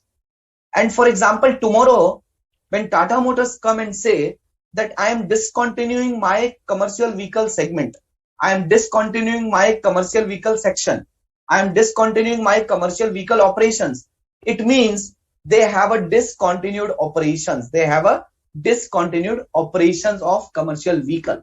So first of all, what is meant by discontinued operation? So discontinued operation is like a cash generating unit. Discontinued operation is like a segment, right? Operating segment. Okay. So discontinued operation is that component of the entity which can be distinguished separately, right? From the financial monitoring perspective from the operational monitoring perspective, right? The company is evaluating the financial position, the financial performance, the cash flow performance of that component separately, right? For example, 4-5 years back, not 5-6 years back, I have heard that HSBC Bank is discontinued its private banking business in India. So they are not discontinuing all the operation in India. They are discontinuing private banking operations in India, right? So what does it mean? They are discontinuing their one of the operations, right? So if you look at the bank, so they have a different segments. They are saying how much we are generating from private banking, how much we are generating from industrial banking, how much we are generating from HNIs operations, right? So they have a different sections, they have a different operations, they have a different segment, right? So when an entity is discontinuing its one of the operations, it is known as a discontinued operations. Okay, it is known as a discontinued operation. So what is meant by discontinued operation? So discontinued operation is a component of an entity that has been disposed of, or is classified as held for sale and represent a separate major line of business or geographical area of operation. For example, tomorrow, let's say Reliance has an operation in China also. So tomorrow Reliance will come and say, I will discontinue my China operations. What does it mean? Is it a non-current asset held for sale? Is it a single asset held for sale? Answer is no. Is it a group of asset held for sale? Answer is no. It is discontinued operation. Discontinued operations may include or may not include disposal group held for sale or non-current asset held for sale. May include or may not include. Why, sir? For example, I am teaching, let's say, I am teaching two papers, financial reporting paper and auditing paper.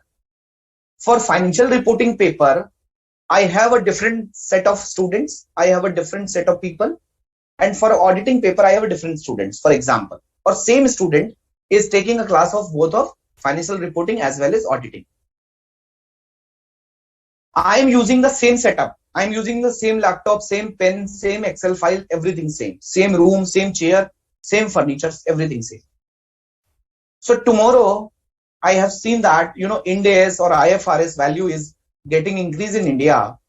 So I want to accelerate, or I want to expand my financial reporting or Ind AS or IFRS teaching, and I want to discontinue my auditing paper, right? And I am evaluating how much cash I am generating from financial reporting paper and how much cash I am generating from auditing paper, right?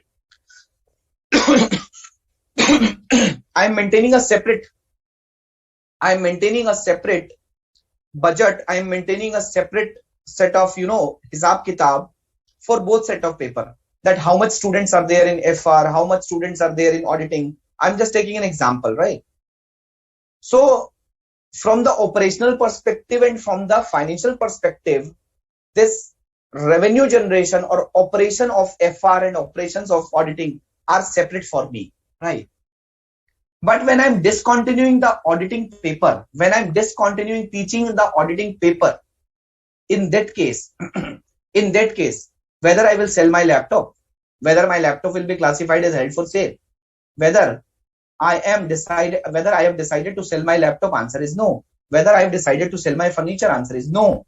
Why? Because I will use the furniture, I will use the setup, I will use the non-current asset for my FR paper, for my financial reporting paper, for teaching in IFRS and Ind AS, right? So my non-current asset will not necessarily will become held for sale by discontinuing the operations, right? By discontinuing the operation. It may be classified as held for sale or it may not be classified as held for sale. Second example, Reliance has announced that we will discontinue. I'm just taking an example. It is not news. Reliance has announced that we will discontinue our China operation. Example. So they have plant in China, they have factory in China. When they will discontinue, of course, they will dismantle, they will sell their assets, right? They will dispose of their assets. So in such case, of course, since they are talking about a geographical area of operations, they are talking about a geography, they are talking about a separate major line of business, right? Like HSBC talks about private banking. They're talking about a major line of business. For example, Tata is talking about commercial vehicle section, right? Factory is same, plant is same. So they are talking about non-production of, non-manufacturing of, let's say, commercial vehicle. So it is a major line of business. Reliance is talking about China operation. It is a geographical area of operations, right? So if the company is decided or have discontinued or disposed of the major line of business or geographical area of operation, it is known as a discontinued operations, right? Or is part of a single coordinated plan to dispose of a separate major line of business or geographical area of operations. For example, Big Bazaar has 1,000 outlets all over India, and they have decided, I'm just taking an example, this is not a news, and they have decided to shut down all its outlet in across India, right? And this is a single coordinated plan where they have to dispose of their even major line of business or geographical area of operation. So they will slowly and gradually shut down all the plants in India as a single plan, right? So this is known as if there is a plan for disposing of a separate major line of business or geographical area of operations slowly and gradually, it is also covered as a discontinued operation. Or the company has acquired a subsidiary with a purpose to resell. So the company has acquired a subsidiary and the purpose of the subsidiary is to resell, right? In that case, it will also be considered as a discontinued operation. If a subsidiary has been acquired exclusively with a view of resale, it is also considered as a discontinued operations. Okay, understood? Is that clear?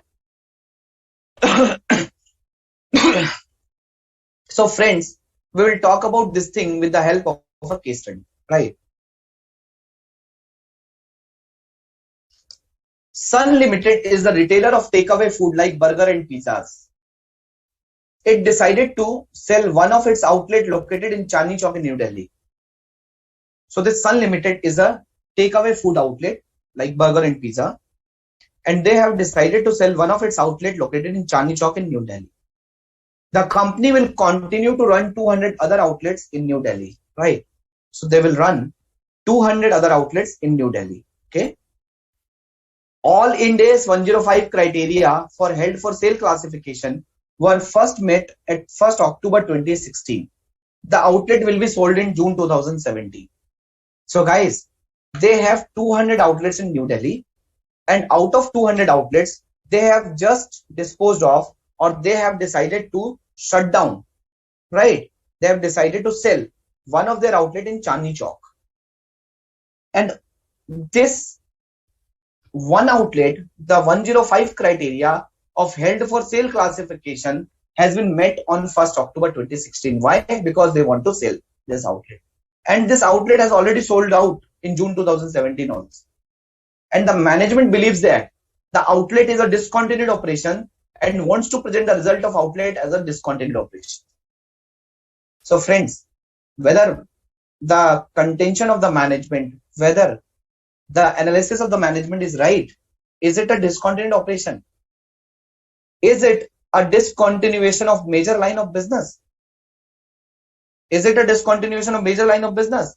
So they are selling burger and pizza and they are still selling burger and pizza. Answer is no. Are they saying that we are discontinuing burger business all across 200 outlets? Are they saying we are discontinuing burger? Answer is no, they are not discontinuing a major line of business, right? Are they saying that we are going to discontinue Eastern Delhi operation or entire Delhi operation? So this is not a removal or disposal of geographical area of operation. Also, this is only one outlet. This is only one outlet which is in Chandni Chowk. Probably 2 kilometers away from Chandni Chowk, there could be other outlet also, right? So they are not selling a major line of business. They have not decided disposing of the geographical area of operation as well, right? So the Chandni Chowk outlet is a disposal group. It is a group of asset held for sale. It is a disposal group held for sale, not a discontinued operation, as it is only one outlet. It is not a major line of business or geographical area. It is also not a subsidiary acquired with a view to resale, and hence it is not considered as a discontinued operation. It is considered as a disposal group held for sale, right? Is it clear? Is it clear, friends, what is meant by discontinued operations?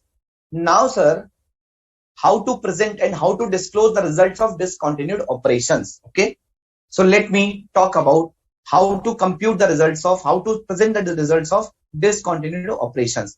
And please let me know if my Excel file is visible. Discontinued operations. Okay.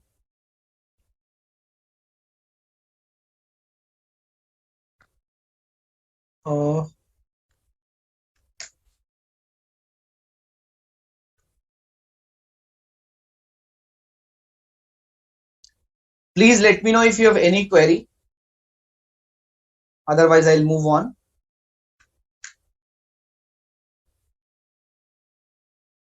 Thanks, Megha. Thanks for the feedback. So friends, I hope my Excel file is visible to all of you. Yeah. Let's talk about discontinued operations. Okay.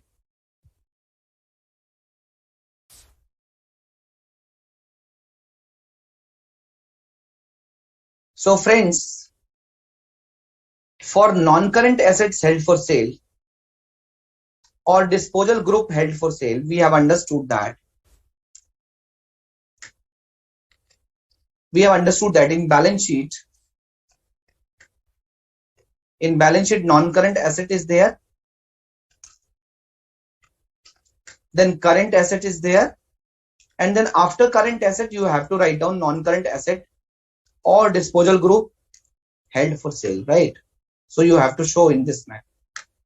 And if there is a liability associated with this non-current asset held for sale or disposal group held for sale, so this liability is also required to be shown separately, right?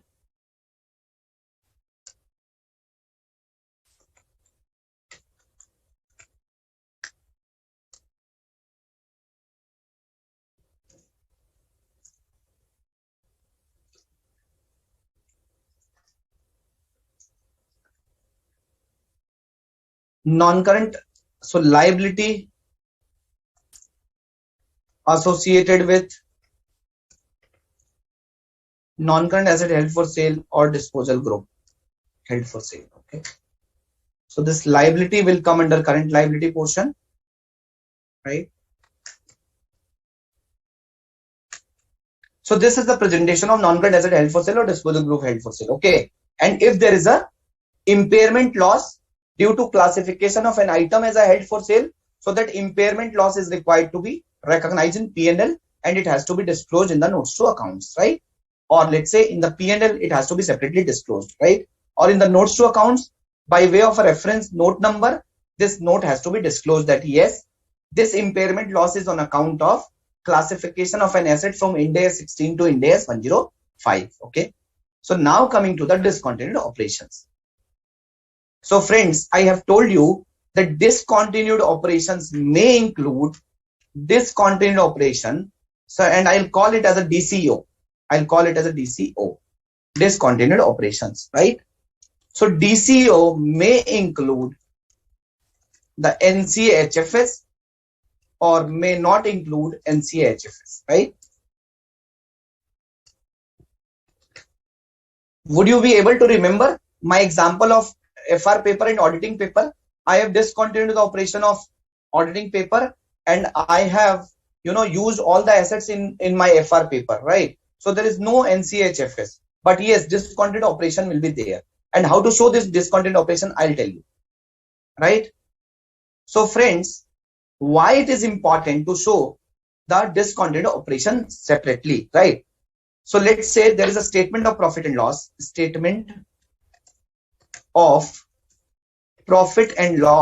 for FY 2021-22. For 2021-2022.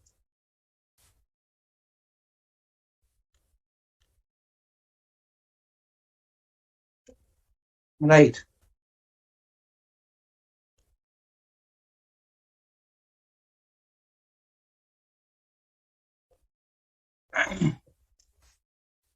So friends, for example, there is a company which is AG Limited, right? So company AG Limited is selling two products. Company, there is a AG Limited, Alok Garg Limited is a company, and they are selling two products. And what are those two products? Product A and B. Product A, product B, right? And the company is selling 60%. There is a 60% market for product A and 40% market for product B, right? And they are selling, they are doing a total sale of 1000 crores, right? The total sale is 1000. Okay.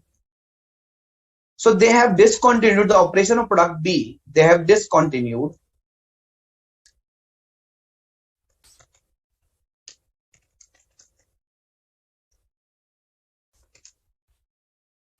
product B as on 30th September 2021, right? So I'm just giving you some information and I'll tell you why the presentation, the separate presentation, separate disclosure of discontinued operation is important. I'll tell you, right? So first of all, let me talk about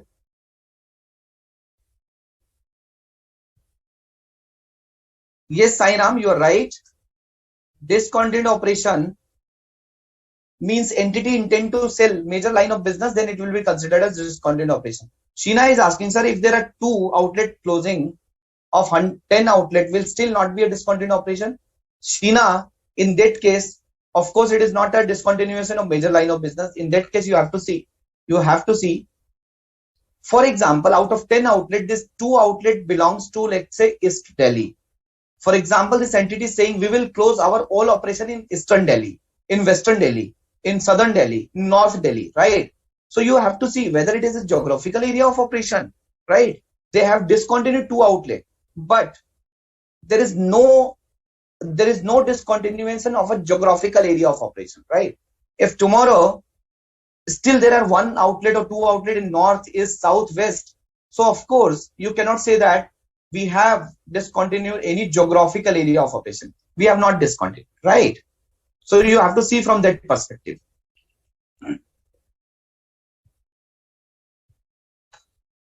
Okay, is it clear?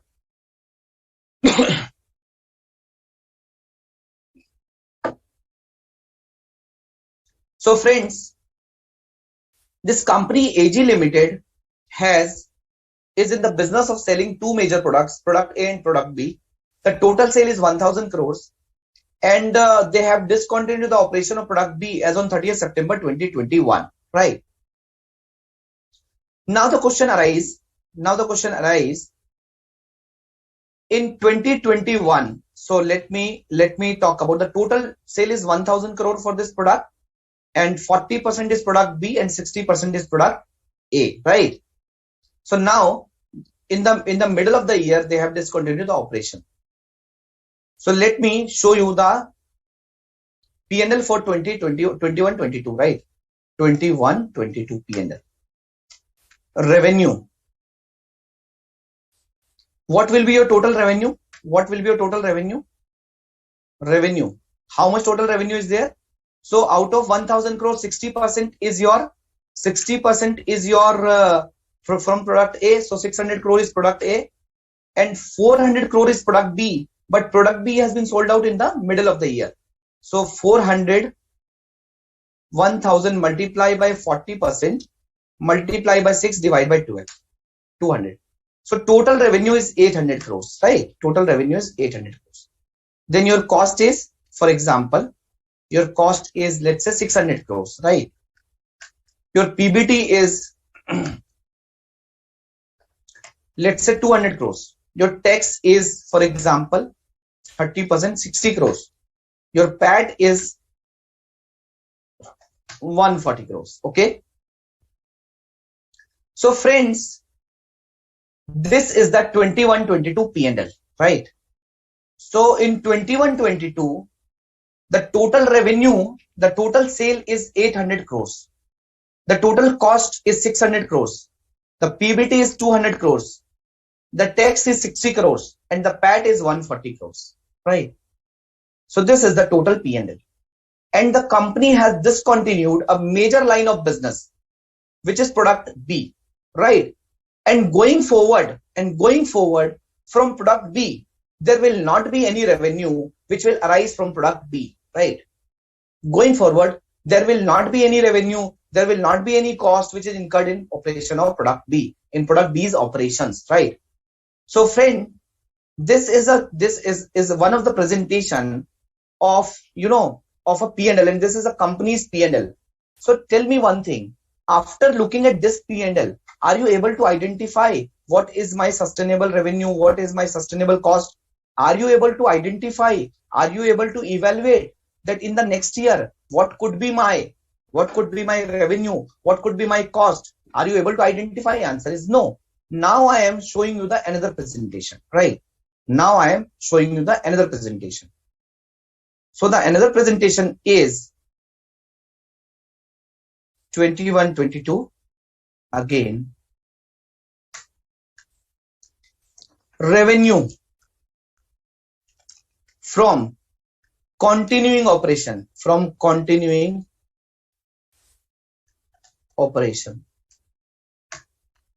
600 crores. Revenue from discontinuing operation, 200 crores, right? Then it is revenue, then cost. So first it is revenue, then cost. Cost from continuing operation, cost from discontinuing operation, right? For example, out of 600, let's say 500 is the cost from continuing operation, 100 is the cost from discontinuing operation, right? PBT. Now PBT from continuing operation, from discontinuing operation. What is my PBT? So PBT is my 600 minus 500, and again 200 minus 100. Okay. Then your tax from continuing operation and discontinuing operation. For example, it is 140. So let's say 100 is here, and for example 80 is here, and 60 is here, for example, right? Then your PAT.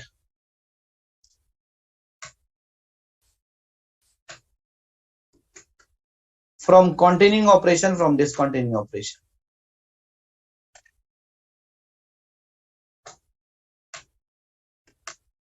Right. So friends, tell me, as a shareholder, as a user of the financial statement, whether the presentation which is on the left side is giving a more clear view, or a presentation on the right side is giving a more clearer view.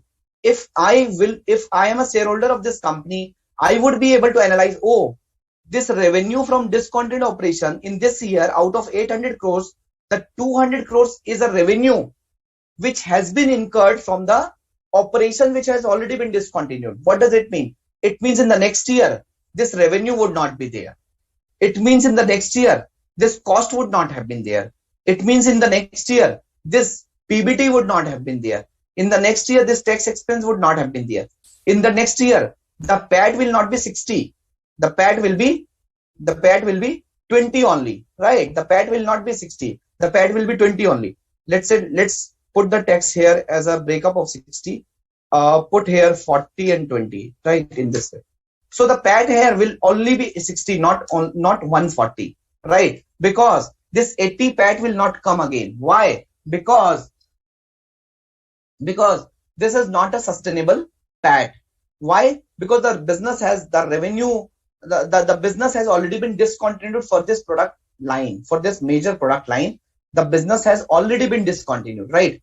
So which is the more fairer, more clearer presentation? Right side presentation is more fairer, more clearer, right? And that is why it is important to show the revenue, cost, PBT, tax and PAT from continuing operation and discontinuing operation separately, right? Sir, whether actually in the statement of profit and loss, whether actually we have to disclose in this manner. So either you can disclose in this manner, or you have an alternate. Sir, what is the alternate? Sir, what is the alternate? The alternate is you can simple show the profit after tax let's say profit before tax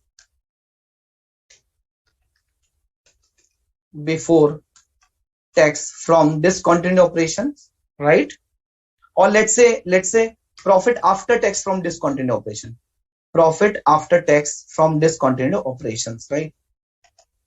Profit after tax from DCO, profit after tax from discontinued operation, and the breakup will be given in the notes to accounts, right? How this breakup will be given? So the breakup will be given revenue,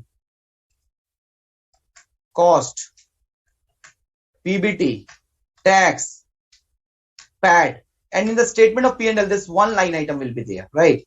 Revenue 200, right? Cost 100, PBT 100, tax. For example, how much is the tax?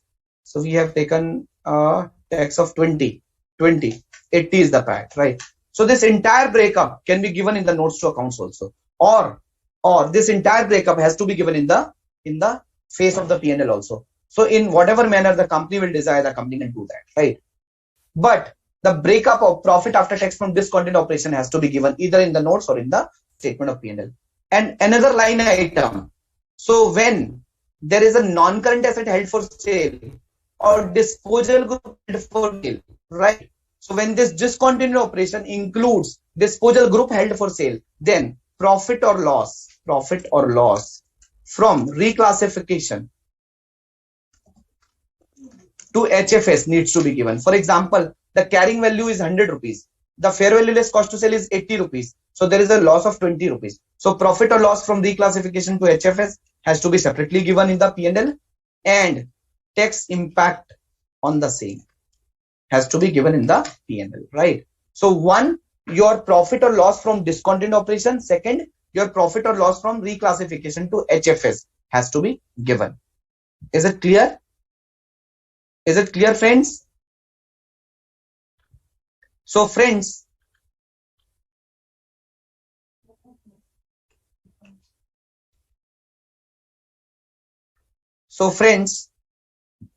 let me talk about, just a minute, just give me a minute.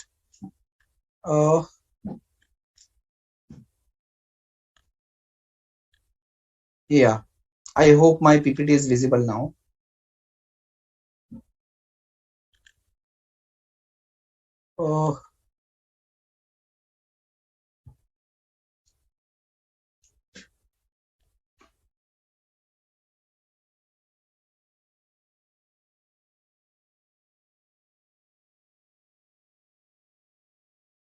Yeah. So friends, an entity shall disclose a single amount in the statement of profit and loss, a single amount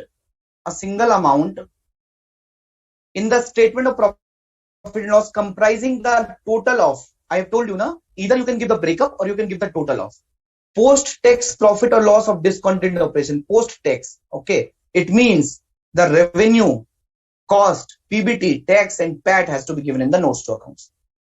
So the post-tax profit or loss from discontinued operation and the post-tax gain or loss recognized on the measurement to fair value less cost to sale, right? Or on the disposal of asset or disposal group constituting the discontinued operation. So whatever loss or profit, so technically it should be loss. Whatever loss you have recognized due to reclassification from carrying value to fair value less cost to sale, that loss has to be shown separately. Or if you have already disposed of non-current asset held for sale or disposal group held for sale, in that case you are required to disclose the actual profit or loss as a separate line item, and the tax impact on the same has to be shown there, right? Sir, if we will show post-tax profit or loss on the statement of P&L, then of course your pre-tax profit or loss and tax impact has to be given in the notes to accounts. So an entity shall disclose a single amount in the statement of P&L comprising the total of post-tax profit or loss of discontinued operations and post-tax gain or loss recognized on the date of classification as HFS or on the actual disposal of HFS asset, right? An analysis of the single amount has to be given in the notes to accounts. And what is the analysis? revenue, expense, and PBT of discontinued operation, tax impact of discontinued operation, gain or loss recognized on classification as HFS or on the actual disposal, and the related income tax expense. This analysis may be presented either in the notes or in the statement of profit and loss, right? So this is the presentation of non-current asset held for sale and disposal group held for sale, which I have already told you. This is the presentation in the statement of P&L for discontinued operation. First, this has been given for continuing operation, and for discontinuing operation, only the profit has been given and the breakup analysis has given in the notes to accounts. So generally, practically, company used to disclose this kind of presentation, right? And they give the breakup in the notes to accounts. For details, you can refer the annual report of Hindalco Industries Limited. Please write down Hindalco Industries Limited for the financial year 2021, right? You can refer the annual report of Hindalco Industries Limited for FY 2021. I hope it is clear to everyone, friends. Yeah. Great. Coming to the comparison. So in Ind AS, it is Ind AS 105. In accounting standard, it is AS 24. And AS 24 was only talking about discontinuing operation, right? So your Ind AS 105 talks about the accounting for non-current asset held for sale and discontinued operation. But AS 24 only talks about discontinued operation. It does not deal with the non-current asset held for sale. The non-current asset held for sale has been dealt in by AS 10 and AS 26. Under Ind AS 105, the non-current asset held for sale are measured at lower of carrying amount and fair value less cost to sale and are presented separately in the balance sheet, right? But under AS 24 requires to apply the principle set out in the other accounting standard. For example, AS 10, AS 26. So the principles are given in AS 10 and AS 26, right? So guys, let's quickly answer these multiple choice question. An entity can continue to depreciate an asset even if it classifies it as a non-current asset held for sale as per Ind AS 105. Right or wrong? It is false, right? So the depreciation has to be stopped. Depreciation has to be stopped once the asset has been classified as held for sale. Asset classified as held for sale must be presented under the appropriate asset head with a separate disclosure in the note. So for example, I have a building, I have a machinery. So whether I need to show that held for sale asset in the grouping of building, in the grouping of machinery, or I have to show as a separate line item in the balance sheet as a non-current asset held for sale. So it should not be under the appropriate asset head. It should be as per the separate category under current asset. So it is false. Under Ind AS 105, an entity is committed to distribute the asset. So we have understood the held for sale concept. So guys, if the entity is thinking of distributing these assets to its shareholder, then under Ind AS 105, instead of committed to sell, if it is committed to distribute the asset to the owners, so the asset must be, what condition needs to be satisfied? So earlier we have read that the criteria for held for sale must be met, but now the criteria for distribution must be met. So for the criteria of distribution, the asset is available for immediate distribution in the present condition, and the distribution is highly probable. Simple. So with the word sale, you need to replace with the distribution. But the distribution is, it is available for immediate distribution in present condition, and distribution must be highly probable, right? So first is the right answer. Question number 4. How to measure a non-current asset that ceases to be classified as held for sale? So it is talking about change in plan of sale of asset. Lower of carrying amount which would have been had the asset not been classified as held for sale, and recoverable amount. Lower of carrying amount on the date asset ceased to be classified as held for sale, and recoverable amount, right? Lower of carrying amount and fair value less cost to sale. Lower of carrying amount in the amount which would have been had the asset not been classified as held for sale. So guys, which is the right answer, 1 or 2, A or B? Lower of carrying amount on the date asset ceased to be classified as held for sale. No, that is not the carrying value on the date asset ceased to be classified as held for sale. Lower of carrying amount which would have been, right? It is not there in the balance sheet. You have to compute what amount would have been the carrying value if this asset never been classified as held for sale. So A is the right answer, right? So this is the thank you slide. So guys, today we have talked about, disposal group held for sale, a case study on non-current asset held for sale, and we have talked about change in plan of asset held for sale, and we have talked about discontinued operation as well. Let me know if you have any query relating to today's session or the day before yesterday's session in this particular standard Ind AS 105. I hope you have enjoyed the session. I hope you have understood the concepts, right? So I have clarified the concept with the help of my PPT. I do have a lot of examples. I have covered all most of the case studies, right? I have used the Excel file to make you guys understand. So let me know if you have any query. I'll wait for a minute. And if there will not be any query, so I'll conclude the session for today.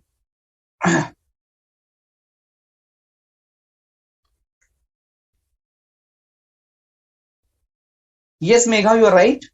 For a discontinued operation, there could be a disposal of asset or there could not be a disposal of assets, right? And both the presentation are allowed. So even in the statement of P&L, you can give the breakup. This is revenue from continuing operation, revenue from discontinued operation. Yes. And yes, even earnings per share are required to be disclosed. EPS from discontinued operation, EPS from continuing operation, and EPS from total operations, right? Right. Yes. Yes, Utkarsh. So non-current asset held for sale, you're right. ISPC and HP criteria, both criteria are must. Okay. And in case of a change of plan, yes, in case of a change of plan, you need to calculate the recoverable value, which is as per Ind AS 36, higher of fair value less cost to sell and value in use. Second, since again you are coming back to Ind AS 16 category or Ind AS 40 or 38 category, so you need to compute. You need to compute that what would have been the carrying value had this asset was always in Ind AS 16 category, right? Yes, Sheena, I'll take a session on Ind AS 37 on 18 and 21st. So this 37 will also be split over 2 classes, right? So Sairam, I'll see that if I would be able to take this revision lectures. So let me see the study material 7.428. Let me look at the study material.